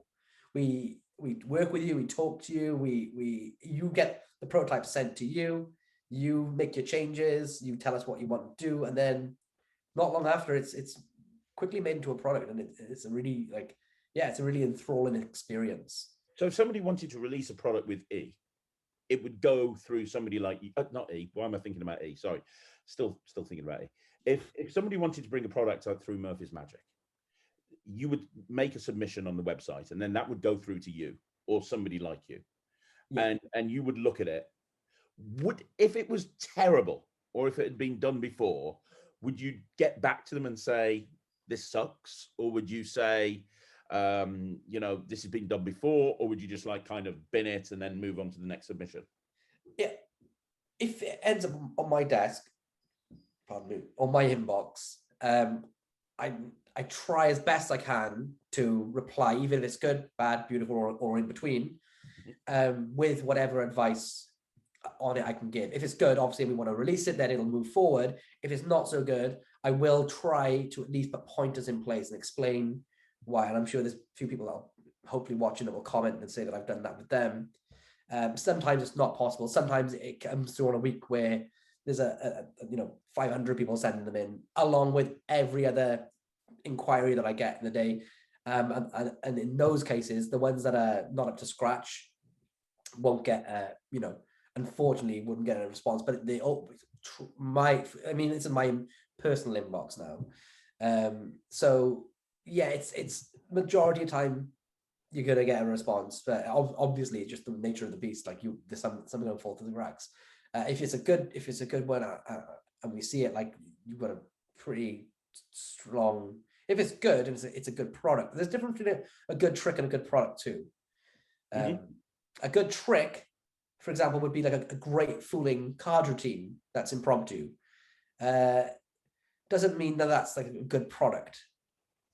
You know, it could be a good download, but it doesn't mean it's a good product. And then my area is to create products, you know, something more tangible. So you're to create products that Murph is kind of a hand in kind of producing themselves. So what about somebody like somebody that's already created the product, created the download that comes with it, created the instructions?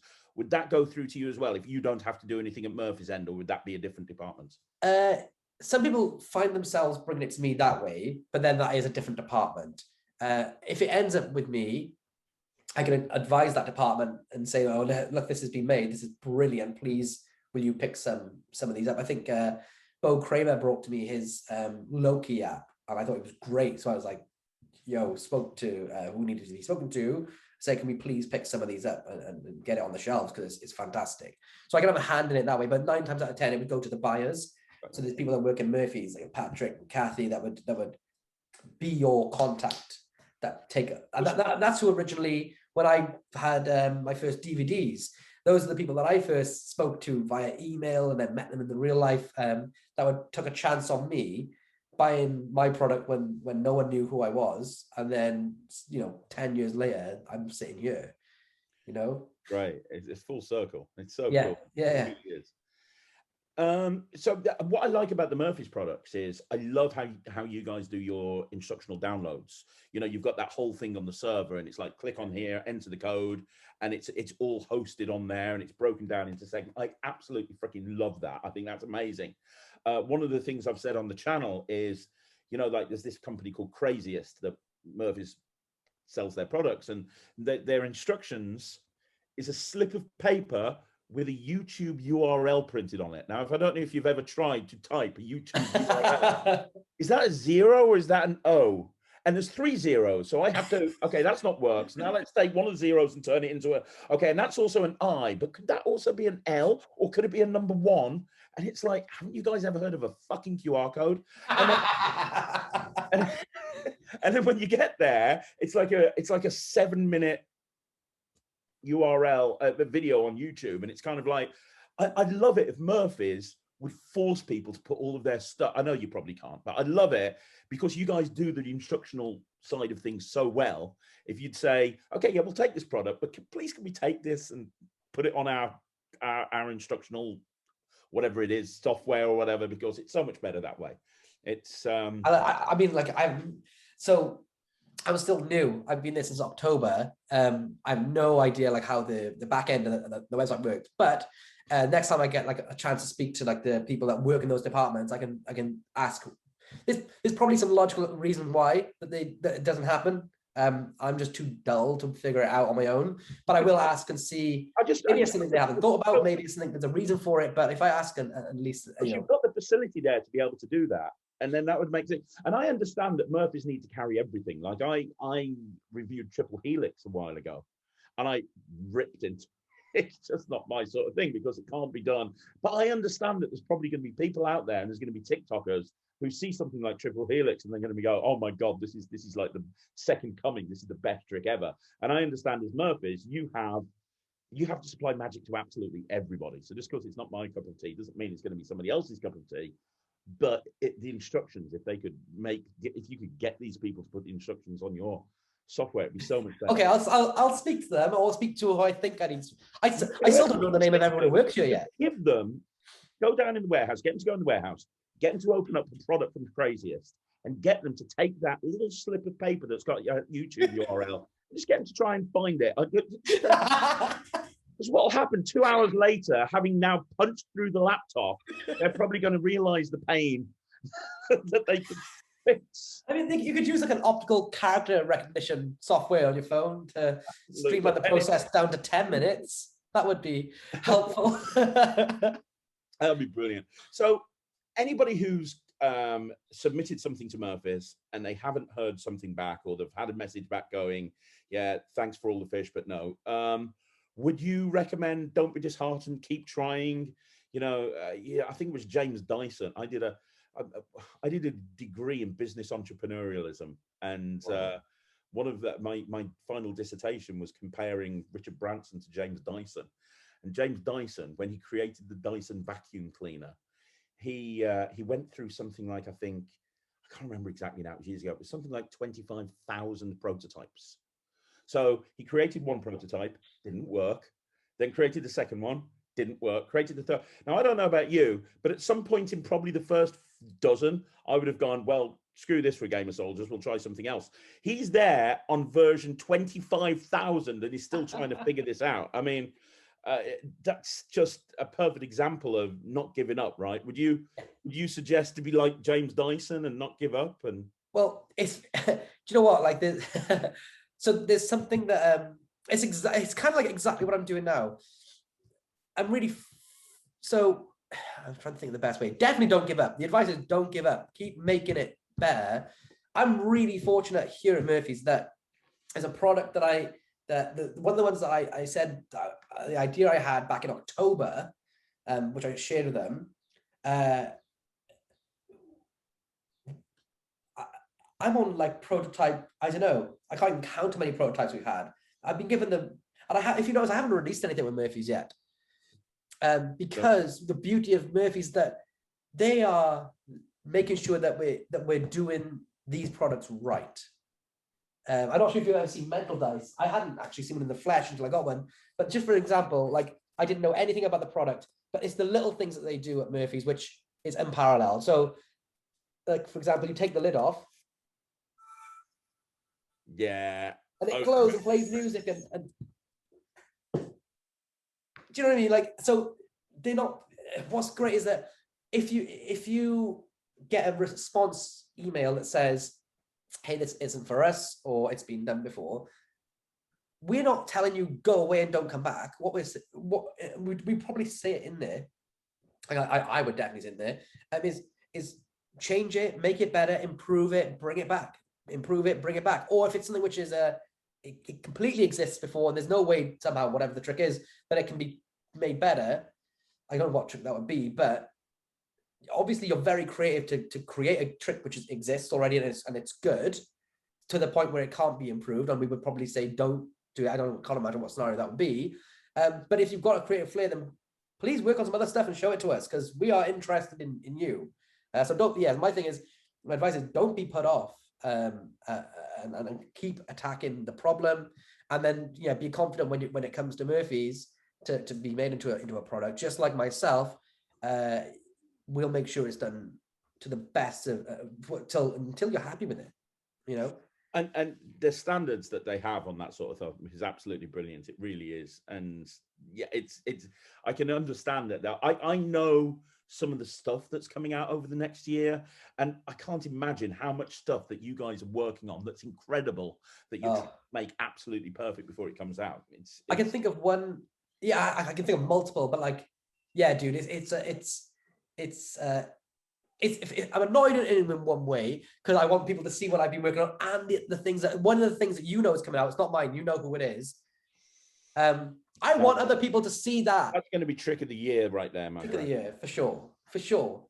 I want people to see that, but there's another element to it, which is that not rushing it and releasing it in amongst four other things. Like giving it time to let it. This sounds cheesy, but giving it time so that it can actually show itself off when the time is right. That makes the sweet that much juicer. Yeah, the juice that much sweeter from the berry. It makes it makes it that much better when it finally does drop. And worth it for everyone. Everyone's happy that they've got something they're proud of. Absolutely. And you know what? You can tell that you're reinvigorated. Now you're working with Murphy's. I can tell that you're having the time of your life. You're having a blast, aren't you? Oh my dude, I can't even begin. Like me and you spoke on, was it Monday or was it Monday? No, Friday. Friday. I was saying to you then, like, it's very rare that I'll have a chat with magicians or a jam. Like I'll talk like in terms of work stuff, but just general chat. And we spoke for 6 hours off the bat. We'd never spoken really. I don't think I've ever spoken to you face to face before. Period. No. And we just spoke for 6 hours, and it was just pure love. It was just awesome. Like I just felt happy. Do you know what I mean? It was. Absolutely. And it's just, and it's nothing on the other company. It's just the lifestyle change and feeling creative again in magic. You just all you want to do is just like eat, sleep, breathe, and drown in it now. Yeah, that's how I can tell you're so passionate and so great to see. Before we wrap this up, I have to bring. I will get criticised in the comments if I don't ask this question. Do it. Can we talk about some of the downloads? Now, I'm not talking, and I don't know how much you can say, and I know that you're employed with Murphy's, and that's fine. But I need to ask you a question. You bring out stuff with the vault, and that is brilliant. The downloads that you're doing through the vault, I don't know who's in charge of that. I don't know what's going on there.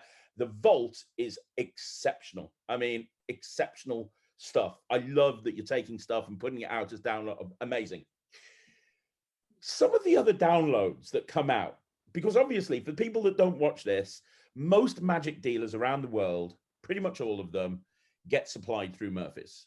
So you bring a product out, that dealer will just list it, because obviously why wouldn't you, right? Have you seen fresh fish? Fresh fishing. You heard of fresh fishing? No? Is it a trick or like a hobby? It's a download that Murphy's bought out. Okay. Right. When this interview's over, go look at the trailer. Just go look at the trailer. Go watch the trailer. Should I do it now? Fresh fishing. It is the worst magic trailer of all time. It's the worst trick of all time. I watched the trailer and I was like, I'm going to review this. I'm going to buy this product, even though I can't see why anybody would buy it based on the trailer. I spent my $10. And I got the 7-minute download, 2 minutes of which was another performance. So 5-minute download. It's the worst trick in the world, man. Like, I know that if this had landed on your desk and you were in charge of download, somebody shot this on a night. Well, he looks like he's in the living room. He's not. It's a green screen. I don't know where he is. I don't know what's going on. Honestly, it's just dreadful. But it's everywhere around the internet because Murphy's put it on their listings and then it goes everywhere. Penguin's got it. Alakazam got it. Saturn's got it. And it's maybe just like slipped through the net. There's a fish pun. Like who's in charge of quality control at Murphy's in terms the of downloads? I actually don't know. Because I know that who does the vault? Bro Gilbert does the vault. Right. Okay. Brilliant. Okay. So they put somebody really cool in charge of the vault, and you're up there with the physical products, right? And so I know that's in safe hands. Well, I have a theory. I'm not that. You've never been to Murphy's head office, have you? No. Right. I reckon that there's some forgotten office. No, there is, right? There's a room somewhere in Murphy's. There's a room. I don't know where. They've forgotten about it, right? And when you walk in, it's like all dusty and it's like from the 1960s and stuff, and it's just piled up with stuff. And then there's an old guy in the corner that's dead, and he's the guy, right? He's the guy, the dead guy in the corner. He's the guy that everyone is assuming is checking the quality of the downloads, right? And it's just like, who checks the downloads? It's Bob. Where's Bob? I don't. Well, Bob's dead, right? Okay, that's where we're at. Bob died. Because I don't know. I've asked this question to a couple of people at Murphy's, and no one seems to know who's in charge of the quality control of the downloads. I wonder if they're doing it to see if you notice how bad it is. Well, you know, this because I'm still wet behind the ears at Murphy's. I told you, I don't know the names of 3/4 of the people that work there and the sort of departments yet. I'm getting through people, but I remember watching years and years ago. I don't know if you were on there or not. On the Business Product Review, and a Kevin Parker trick got given like a 0. Oh, that's me. That was me. I had my own personal mission against Kevin Parker back in the day. See, this is really bad. I thought his stuff was really good. You see from nothing. I thought that trick was great. Are you joking, Lloyd? Come on. You walk over to people that carry a bag, and it's like, hey, I'll never forget the hook line. Do you want some free fruit? See, no, I really thought that was awesome. Even like kind of still now, because right, if you think about like the method, do you think the method's good? No. Well, I thought it all kind of made a bit of sense, actually. You know, like you got people like Adam and Eve, the fruit, the apple is like a symbolic thing. I thought you can quite play on that. And in an organic sense, pretty sure that Kevin Parker wasn't thinking about Adam and Eve when he came up with that trick. I don't know what he was on. He was on something, but I don't know. But you know what? I genuinely, I bought his passing through trick. I bought his from nothing trick. I bought his linking key trick, and his I bought all of his hands. What you mean? The only way to do that trick is if you wear a flasher Mac. Okay, like, that wasn't very good. You've got to wear like a big flasher Mac, and he tells you got to wear this big giant Mac, and then you just like basically just dropping things out your sleeve, and you walk over, and it looks like you're built like Arnold Schwarzenegger. No, I don't have guns. I have hands. So... You start off really skinny, you finish massively, but right. It wasn't. This is how many years ago is that guy releasing? About 12 years ago. Although I did an honest trailer last week on Cannes because it was just so dreadful. Okay, I need to watch it. But I still think right now, hear me out. And this is where maybe I'm just like I have literally no life. But the visual of that is lush. The visual of them coming apart looks like real. Like you can't. It looks like real magic. And the same like with that from nothing. I think the idea of an apple slowly growing in your hand. I still think it's. I think I'm in the minority. I'm definitely in the minority. I'm an idiot. But there is. So all of that passing through trick fooled me hard when I seen it. The coin in glass bottle that he does slow motion. That was only the one. That was probably the one that I didn't. If you remember, we gave that a good review. Did you? That was the only one. That was brilliant. See, this thing like. The mental gymnastics I'm doing here. The mental gymnastics I'm doing here. What I'm trying to say is that there could be something great about it. And just one person. What? Can you pull that trailer after this? Go watch the fresh fishing trailer and then try to justify that. Because look, I love Murphy's. I met Kathy and all those guys. I've got fucking half of Murphy's repertoire on my arm. Yeah, I'm a Murphy's poster boy here. Look, I've got Sucker Punch on my arm. I got Cube 3 on my arm. I'm the Murphy's poster boy here, right? I love Murphy's. We wouldn't be where we are without them. And Titanus, I've got so much respect for. I really have. I've got so much respect for that man. Kathy and the team work so hard behind the scenes. They're so super organized. I've even grown to like Javier because I've got a bit. Is it Javier or Javier? The guy that Javier, yeah. Because when I saw him first of all, I was like, well, he's annoying. But now I really like him. I really do. I think he's great. I'm a big fan. Oh, dude, Javier's a dark horse. So that guy can create with a capital C. I love. He reminds me a bit. I don't know how much you know about Penguin. He reminds me a bit of Nick Locapo at Penguin. If you know Nick Locapo. Oh yeah. The two of them, they'll take products that nobody. Javier has his own product coming out, and he has his own. He has a few of his own things coming out. One of them. Well, he sent us something last night. Me and Titan and the whole team, and we spent like an hour debating whether it was CGI. Wow. I saw him recently on Thought Transmitter version 3. Yeah. And he went so in depth. And that's my big issue with a lot of creators these days. When they release the product, they do like a 7-minute download with it, and they don't really go in depth into how it works and why it works. But Javier was just like, I think his own. I'm not going to say what it is. It's not my product to divulge, but just that he is working on something. I think the explanation on that is up at 4 hours at the minute. Wow, he's a good guy. He's a good guy. So the point is, I like everybody at Murphy's. I think that the whole team is brilliant. I think that they're doing the right thing in many, many ways. But the downloads, not all of them. Like download of the year last year, I gave to Eric Stevens color sticks. Oh, wow.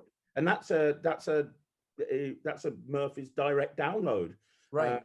Eric Stevens the performance was in a hotel room to George, which was a bit weird, but there you go. But it was great. It was absolutely fantastic. Yeah, it looks amazing. It's so good. But then you got fresh fishing. And I just wondered nobody seems to know who's in charge of downloads. And I just think it's Dead Bob in the corner of the office block I'll go and shake Dead Bob's bones and see if he'll rattle up out of his coma to talk to us. You know what? I actually will go off and I want you to tell me the truth. I want you to go and watch this trailer and then let me know. Okay. If it wasn't a download, because it has props with it, it has a bulldog clip, it has a shoelace, it has a bag, and it has a pack of cards. If somebody gave that to you as a product and say, we'll supply the cards and we'll supply the paper bag and we'll supply the bulldog clip, this is the method, this is the trailer. I want to know if you would actually say to them, yeah, let's bring that out as a product. Because if you would say, no, I wouldn't bring it out as a product, why is it being brought out as a download? But, I mean, and some of the downloads are great. Some of them are awesome. Does it come with physical goods? Okay, let's just stop for a minute. No, I mean, is it purely a download, or do you receive? There's no physical products. It's just a download. It's just a download. Yeah. Would you like to watch it, and then you get right now, and then you can give your. I think we have to at this point. Okay, let's just stop this for a second.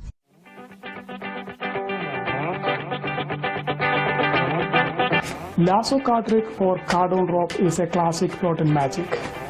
This is not exactly card on rope, but you will get the same kind of feeling to that. You can do this with a borrowed deck of cards. The spectator can shuffle the cards in the beginning. They can pick any card of their choice and they can put their signature on that. Even they can shuffle after replacing the card. Another thing, this can be examined before and after. Totally examinable. Also, it's impromptu. Shaji, here I have a deck of cards, okay? Yes. Take these cards and give a good shuffle. Okay. Yeah. Ready? Now, I want you to take any card from there and give me the deck back. Any card, okay? This kind of it? Yeah. Don't show it to me, okay? Okay. Right? Can I show the camera? Yes. Now, take this marker and I want you to put your signature on that, okay? Okay, in big letters, okay, right? Okay.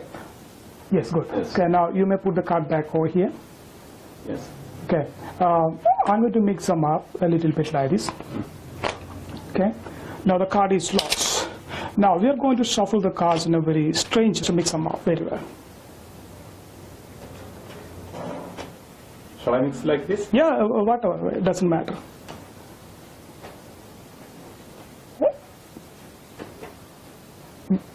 Good. Enough. Okay. Now, okay. Now we are going to shuffle this again, which is inside the bag. Okay. So I'm going to put a clip on that, like this. Okay. Now you can shuffle it like this. Okay. So it's completely fair, right? Yeah. Mix them very well. Hold it here, otherwise the card will not get mixed.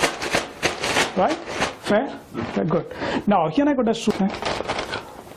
Now I want you to hold the end of the shoelace, okay? Now let me mix them a little bit. Yes. Now I want you to slowly remove that shoelace. Pull out. Yeah, just pull. There is nothing to add or ditch secretly. I'm pretty sure this is going to stay with you forever.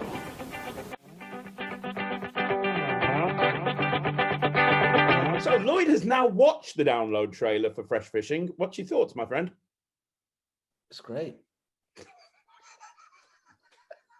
I loved it. So you do it. Yeah.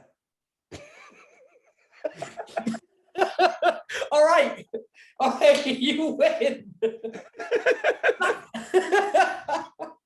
Well, not everyone has a pro. Oh, help me here. No, I think the thing is, right. It's not everyone's got a pro camera setup, and not everyone's got the ability to make incredible trailers. You know, it depends on where you are, what point in your life you're in. As a download, I think it's not harmful to put it out, because who are we to say no to somebody wanting to learn that trick? If we laugh at the trailer, think it's not the best trailer we've seen because we're so used to really good quality trailers. To them and their friends, they're seeing it. Hey, we worked really hard. We've done this, and they could be like we talked about Kevin Parker stuff. I was that kid that wanted his work when nobody else did. So who are we to say, no, you're not allowed to buy this guy's product because Joe Blogs had a laugh at it? Do you know what I mean? And as a download, at least you're not investing in physical props and shipping them around the world and making, carbon emissions.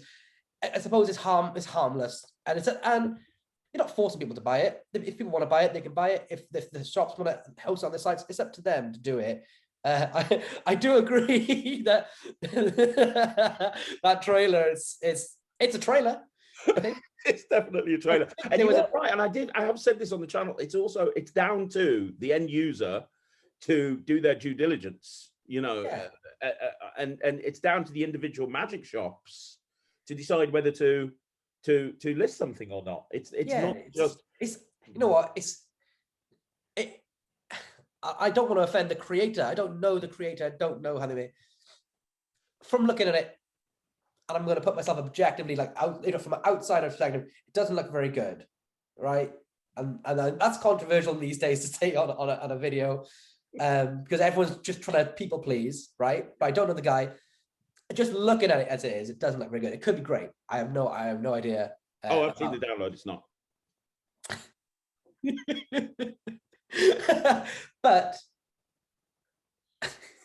it's this is so difficult. I'm not trying to be a politician. It's not like one of those things though where the dealers. I'm trying to think of a phrase which doesn't make it sound offensive in my head, because I know what I want to say.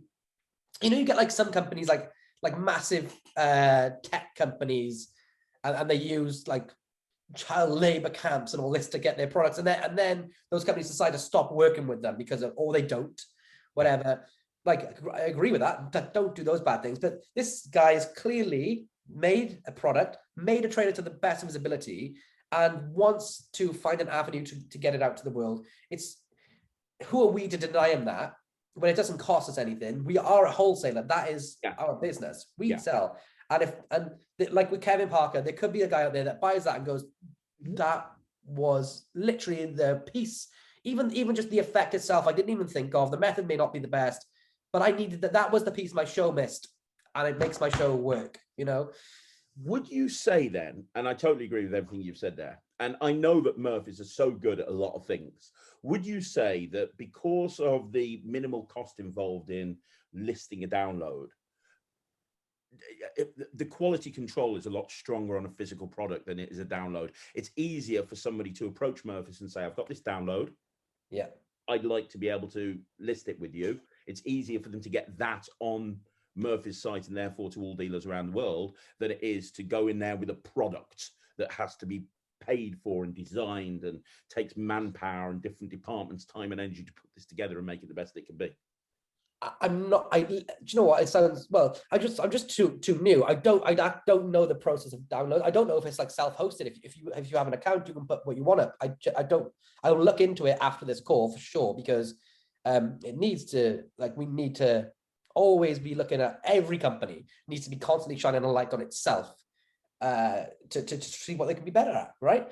Oh, so I don't know what that process is. And I don't want people to think that I'm ragging on Murphys, because I'm not. I think that the reason this product stood out so much is because a lot of the stuff that Murphys do is good. I mean, you've got Luke Dancy doing the social media, for God's sake. You've got some of the key it's not like Mark Murphy's sitting there with a big cigar and his penthouse going, right, that's it, let me just sit on a big pile of money. He's spending money on having the best of the best come in. He knows what he's talking about as well. He's really, Mark's been there, done it, got the t-shirt. Yeah, seriously, he's surrounded himself. And his son Austin as well. He's doing that incredible, they're passionate. They know what they're doing, and everyone can be confident and trust they're only doing good for the magic community, or attempting to do their best for the magic community. I know that some people are against Murphy, and that's going to happen in every industry. But everything that they do is it's intelligent and smart. It's all designed to be better for everyone. They're always trying to improve Murphys, and I'm blown away by it, to be honest. I'm especially with the scale of it and how much they do all the time. But again, the best companies in the world are always looking at what they can do better. And I will definitely bring this up. One thing that I've learned from this interview is you're not very good at lying. So if you hated Murphy's and you're just towing the company line, you've suddenly turned into the best liar in the world. So I can tell. I can tell that what you're saying here, you actually believe, because you can just tell. You can just honestly, I believe it. It's it's the truth. And we also know that if you didn't like a situation, you'd walk, because you've done that before as well. So, you know, it's really good to see you. Yeah, it's true. I would. I've done it a lot in my life, and whatever I'm doing, if I'm just not happy, or I, you know, whatever, you gotta just pull your bootstraps up and get the F out of there. But I'm telling you the truth about Murphy's. Like it's a like I'm friends with people that have got their grief with Murphy's, or had their gripes with Murphy's, I should say, for X, Y, and Z reasons, and there are always going to be people that you speak to that doesn't like something and somebody else does. Like I was speaking to D. Christopher the other day, and he loves Murphy's. He loves working with Murphy's. Yeah. And he's worked in the whole industry with so many big players, and, you know. It's funny, like some things, I'm trying to think of the best way to like phrase this, but, you know, sometimes people will have like an historical view of brands, people, places, companies. You know, I know when I was at Ellusionist, there'd been a period in time where I think at the start, I can't remember it, right? So, but at the start, they'd had like major crediting issues on a card magic product or something. I think it was like how to do card magic or something, card club. And there was no credits given or something like that. And the hatred from that continues to this day against them on a 20-year-old product, which was rectified. So I often find, and sometimes people have correct reasons to not, you know, to give grief to company, but I often find like sometimes it's you know, with people, we have emotions and we run off of emotions. A lot of us are fueled by them. Sometimes something will happen years in the past and it'll be changed and done better and improved upon, to the point where, you know, that person, if they took away their previous bias and just started from day one, would go, whoa, they're doing great things. I'm actually quite impressed. But it's jaded. It's, you know, it's about being jaded, and that's human nature. I'm not saying like people who can't see past that or anything like, do you know what I mean? Like I hold my own biases in other fields of life and other like hobbies and stuff. It's just because we're human. But sometimes I think a lot of all the companies get their own bit of shit off everyone, or some people. And I just think, like, you know, just judge on what they do, the companies and the people and the, you know, certain magicians on their own. Just sort of try and look at it as just think everyone's the hero of their own story. You know, sometimes people don't even know they're doing wrong. Yeah. You know, so you've been on the back, man. You've been on the back end of hate in the magic community, the same as me. Oh, I don't love it. I don't understand it because I'm so fucking lovable. That you are, my friend. But the thing is, with me, the haters, the ones that three of the ones that like really, and they still hate me, I think they're great. I think they're brilliant. Like one of them's really creative, and I completely, even though he literally hates my guts, I proper look up to him. I really look up to him. I have that as well. I have that. One of the guys that I've always looked up to my entire life since I've got into magic is Richard Kaufman. Wow. Like, I the first big book of magic I got was Collected Almanac by Richard Kaufman. And I've always been, I'm a subscriber of Genie. I've always been a big fan of Richard Kaufman, and he's just never liked me. I think it's because of my days on the Wizard Product Review, and he really doesn't like me. I remember somebody posting about me, and I got tagged in for some reason. Richard Kaufman just came on there and went, "Yeah, he's a twat." Okay, I read it on Reddit before, and it was like a piece of advice. The top piece of advice was, sometimes not everyone's going to like you. Exactly. I still have all the respect in the world for Richard Kaufman. I think he's a fantastic. Magic wouldn't be where it is now if it wasn't for him. He may not like me. Doesn't stop me from thinking he's a great guy. Yeah. And that's the way. Just be positive. Some funny ones I've seen is people who will comment on, like, I'll put like a trick up on Instagram that I like create, like my own trick on Instagram, create it, and someone will say like, "This is absolute dog shit" or something. And then I'll see someone on Instagram performing my trick, either with my permission or they've bought it. And the same person will comment like, oh my God, this is amazing. Where can I get it? Like after they've seen it. So some of the bias is just like, dude, hate me, but judge someone on their work differently, like separate the man. I wouldn't say artist in my respect, but you know what I mean? Yeah. But it's just the world of, It really is. I just say, I say ignore it, like, I think the word like is used too loosely. It just don't bother me. Like I'm quite happy. My life's banging. Like not in an arrogant way, but I've got a fucking brilliant life. If somebody wants to give you a bit of shit on a comment, then delete it, block them, carry on making good magic and having fun. Enjoy your day. It takes more out of their life to just make a shitty comment. It really does. Completely agree with you. 100%.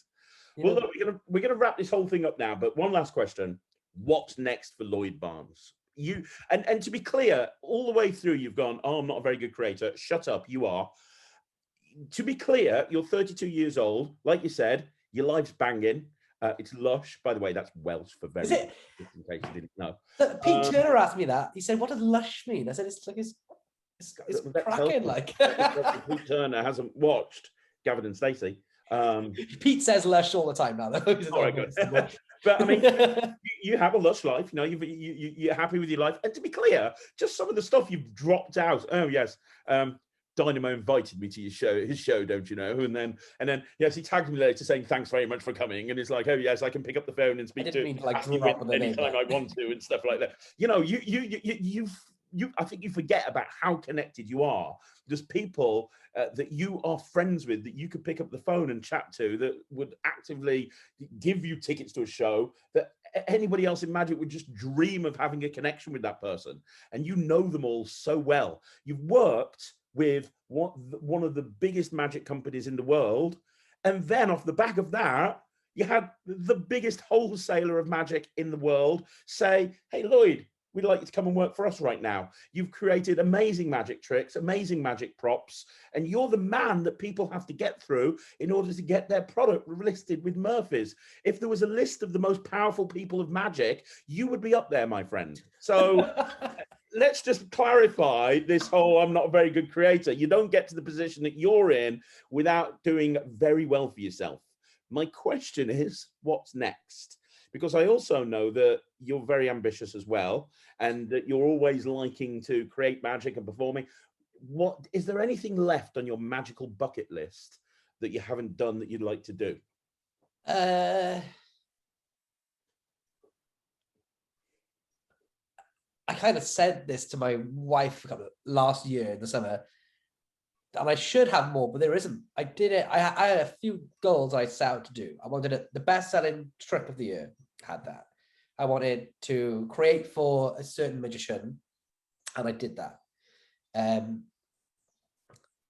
I wanted to have my own gaff deck. I did that. I wanted to be able to live entirely how I want to, just with magic and not having to go out and gig. And I did that. I wanted to travel the world of magic. I did that. There's not much I want to do. I just want to. I think the bucket list is just continue on. Like I'm not like ambitious. I don't want to be Copperfield. I don't want to. I like my little life. I wake up, have a coffee, I hang out with my son, my wife, walk my dogs down the beach, come back, work on exciting ideas, chat magic with my friends, and then I just binge watch Netflix or go for a few beers with my pals. Like that to me, like it used to be like, I want to be a billionaire by the time I'm 30. I want to do this and I want to have flashcards. I maybe I'll change my mind once like the whole like nuclear bomb of having a baby dissipates a little bit. But yeah, like if I can stay like where I am now, just doing what I want every single day and having fun with, in like no arrogant terms, but like no financial worries, no like, you know, I'm not in any like legal troubles. It's like, you know, there's, I mean, I say this to my wife, but like I hate being like this because something can't go right because we got everything right, but a lot can go wrong. Mm-hmm. So I kind of just like I don't want to falter from. I want to crack on. Maybe in a couple of years I'll change my my thing. But if I can keep with the magic community as I am, keep my magic releases at a standard which I hold myself to, you know, I'm probably gonna have a few bum tricks come out because that's just the way that whatever trick you think is the best one in your arsenal gets hate. Whatever one you think is gonna get hate. I put an Acme hole on Instagram years ago I used to set myself a challenge. Everything on my Instagram from 2018 back was mostly created the hour before the video went live. And it was like, I threw that up there and I thought it was rubbish. People wanted to buy it. It turned out to be like the best-selling download of the year, Ellusionist. But then I had tricks that went out, like you said, like the cohort gaff system, which I was like super proud of. And it went out at Christmas time and it didn't sell as well as like the Acme hole stuff. So I'm going to have a few ups and downs, ebbs and flows, but as long as I can sort of try and keep that average median, then I think that's it's a realistic, achievable dream that I believe I can stick to if I just keep doing what I'm doing. I think it's a bit of a lame bucket list, to be honest, but it's what I want. It's good. It just shows that you're happy with where you are, which is brilliant. It's what everyone should dream to be, and you can tell that you are, and that's wonderful. And that's really thanks, man. Really cool. Well, yeah, I wish I had something more ambitious to say, but I don't. I'm quite happy to just plod along. I have some magic releases coming out, you know. But what I'd like you to do to put on your bucket list at some point after this interview goes live, I'd like you to pick up the phone at some point and ring Dead Bob, right? And then what I want you to do is I want you to get Bob to send you over the download for fresh fishing. I'd like you to learn it, and I'd like you to put it up on your Instagram as a performance. Oh, don't do that. Put your money where your mouth is, you know, and actually go and perform fresh fishing on your Instagram and let me know when it is, and I'll go and watch it and I'll comment because I'd love to see that. Do I commit to this or not? Yes. Do fresh fishing. Do it. Do I commit to this? Do it. I don't know if I want to, because your own little wrinkle on it if you want to. You can Barnesify it. Oh, don't. Right, hang on now. Where's the line blur for professionalism? Right, if I work at Murphy's, if I was to take a product and then joke about it, I don't think.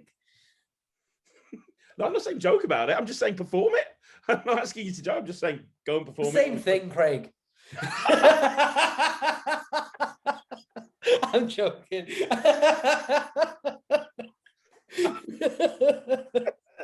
Oh, brilliant.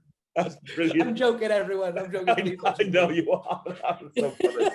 Oh my gosh. Well, yes, yeah. I'd like to see that. Let me know if you do it because that'd be brilliant. If I am, I'll show a tease of something. Oh yes, please. The quickest tease ever. Cognito. I'm excited. I've got no idea what that was, but that looked very exciting, and I love the logo-y thing. Oh, thanks. It's coming hopefully very soon. App basically, but yeah, I would say you love your apps. I know you love your apps. I do. I've got 2 coming out this year. Oh, that's brilliant. Well. Lloyd, it's been amazing. Now, where can people contact you? What's your social media, first of all? Instagram and that sort of stuff. I'm at Lloyd Barnes on Instagram. Mm-hmm. Lloyd Barnes on Facebook fan page. It's easier to get me on my fan page than my personal page because that's just like family and stuff. And Lloyd Barnes official on YouTube. Okay, and if people want to contact Murphy's about releasing a product directly through them, somebody has an idea, they want to get it across your eyes. They want to admin at lloydbarnes.co.uk. So admin, ADMIN at LLOYDBARNES.co.uk. Perfect. That'll get to me. Please don't spam me. But if somebody's got an idea for a trick and they want to run it by you, that's okay. Yeah. But all I'd say is run it by your friends first, and then run it by a magician or two that you're kind of almost intimidated to get in touch with. That's what I used to do. I'd reach out to the magicians. I told you about this on our call. I have a bit of anxiety talking to like magicians that I like massively respect, and I kind of like hide away from it at conventions. But send it to a few people that you're like, oh, okay. It gives you a bit of butterflies to ask them for advice on it first, because you never know where that will take you and what friendship you'll make with these people. So I sometimes find that like I'll message someone I think is like an absolute juggernaut, and they're like flattered to be given a question or advice, and then they come back and they change the effect, make it better, and then it's like, okay, now I can take it to Lloyd Murphy's. Now I really feel like this has got some legs. I do find that a lot of the creators are really, really helpful. You know, they'll help you if you just reach out to them. The hardest part is reaching out to them. But if you reach out to them and you're just polite and you're nice and you say, hey, how you doing? I've always been a fan of your work, blah, blah, blah, blah, blah. A lot of people, you know, it's a small community. Yeah, dude. It's when you message me to do this, like my wife will tell you, I get angsty with people I really respect. And I was pacing, replying to you, pacing on the kitchen. I was cooking in the kitchen. I turned it off and I was pacing. I don't know. I just get really angsty about things like that. Like when because to me, people like you are celebrities where celebrities are not. Yeah. But in my eyes, like, I don't care about, like, I don't know, whoever's cool at the minute, the cast of the Avengers or whatever, because people like you and like Michael Weber and Chris Kennedy, like, they're like the people I'm like, oh, look up to. Just so you know, right here, it's happened the first and only time that my name has been put in the same sentence as Michael Weber and Chris Kenner. Never happened before, never going to happen again. Craig Petty, Michael Weber, Chris Kenner in the same sentence. Remember it right now. I don't know why it wouldn't be, because no disrespect the other two, I've probably used more of your magic than I have of theirs. Like, I've performed like Keymaster. I'm trying to think, like, you know, to me, you're right up there, because there's like I say, some tricks are good magic tricks, and they're good in books. Some are good products, and I have a massive amount of respect for people that can make a good product. Like right up there in the echelons for me, because that's my field. And you've had best-selling products, so, and I've used some of them as well. Like, thank you. Doesn't really get to me like that's like that to me. You are like, people like you are like my celebrities, you know. So, and that means a lot. It really does. Honestly, that means a lot. It's true. Thanks, man. Thank you. Wow. Well, that's a great way to end the interview, isn't it? Yeah. Lloyd, this has been absolutely incredible. I've been wanting to get you for a while now. I mean, we've started talking about doing this interview before Christmas, if you remember. And finally, a few months later, we've managed to sit down together, which is brilliant. Thank you for everything that you've done and you continue to do for the magic community. I know that, you know, Murphy's are going to be in safe hands with you in charge of some aspect of quality control when it comes to products. And it's great to see you there. And it's great to see you happy. So, thank you so much. And thank you for coming back after like 12 years onto YouTube. Maybe making products, who knows? I don't know. Maybe, you know what I'm saying? Maybe, I don't know if I can find a producer that'll take a punt on me. If only there was like the biggest and best magic company in the world. If only you had like a contact there to like share. His name's Sean Dunn. It's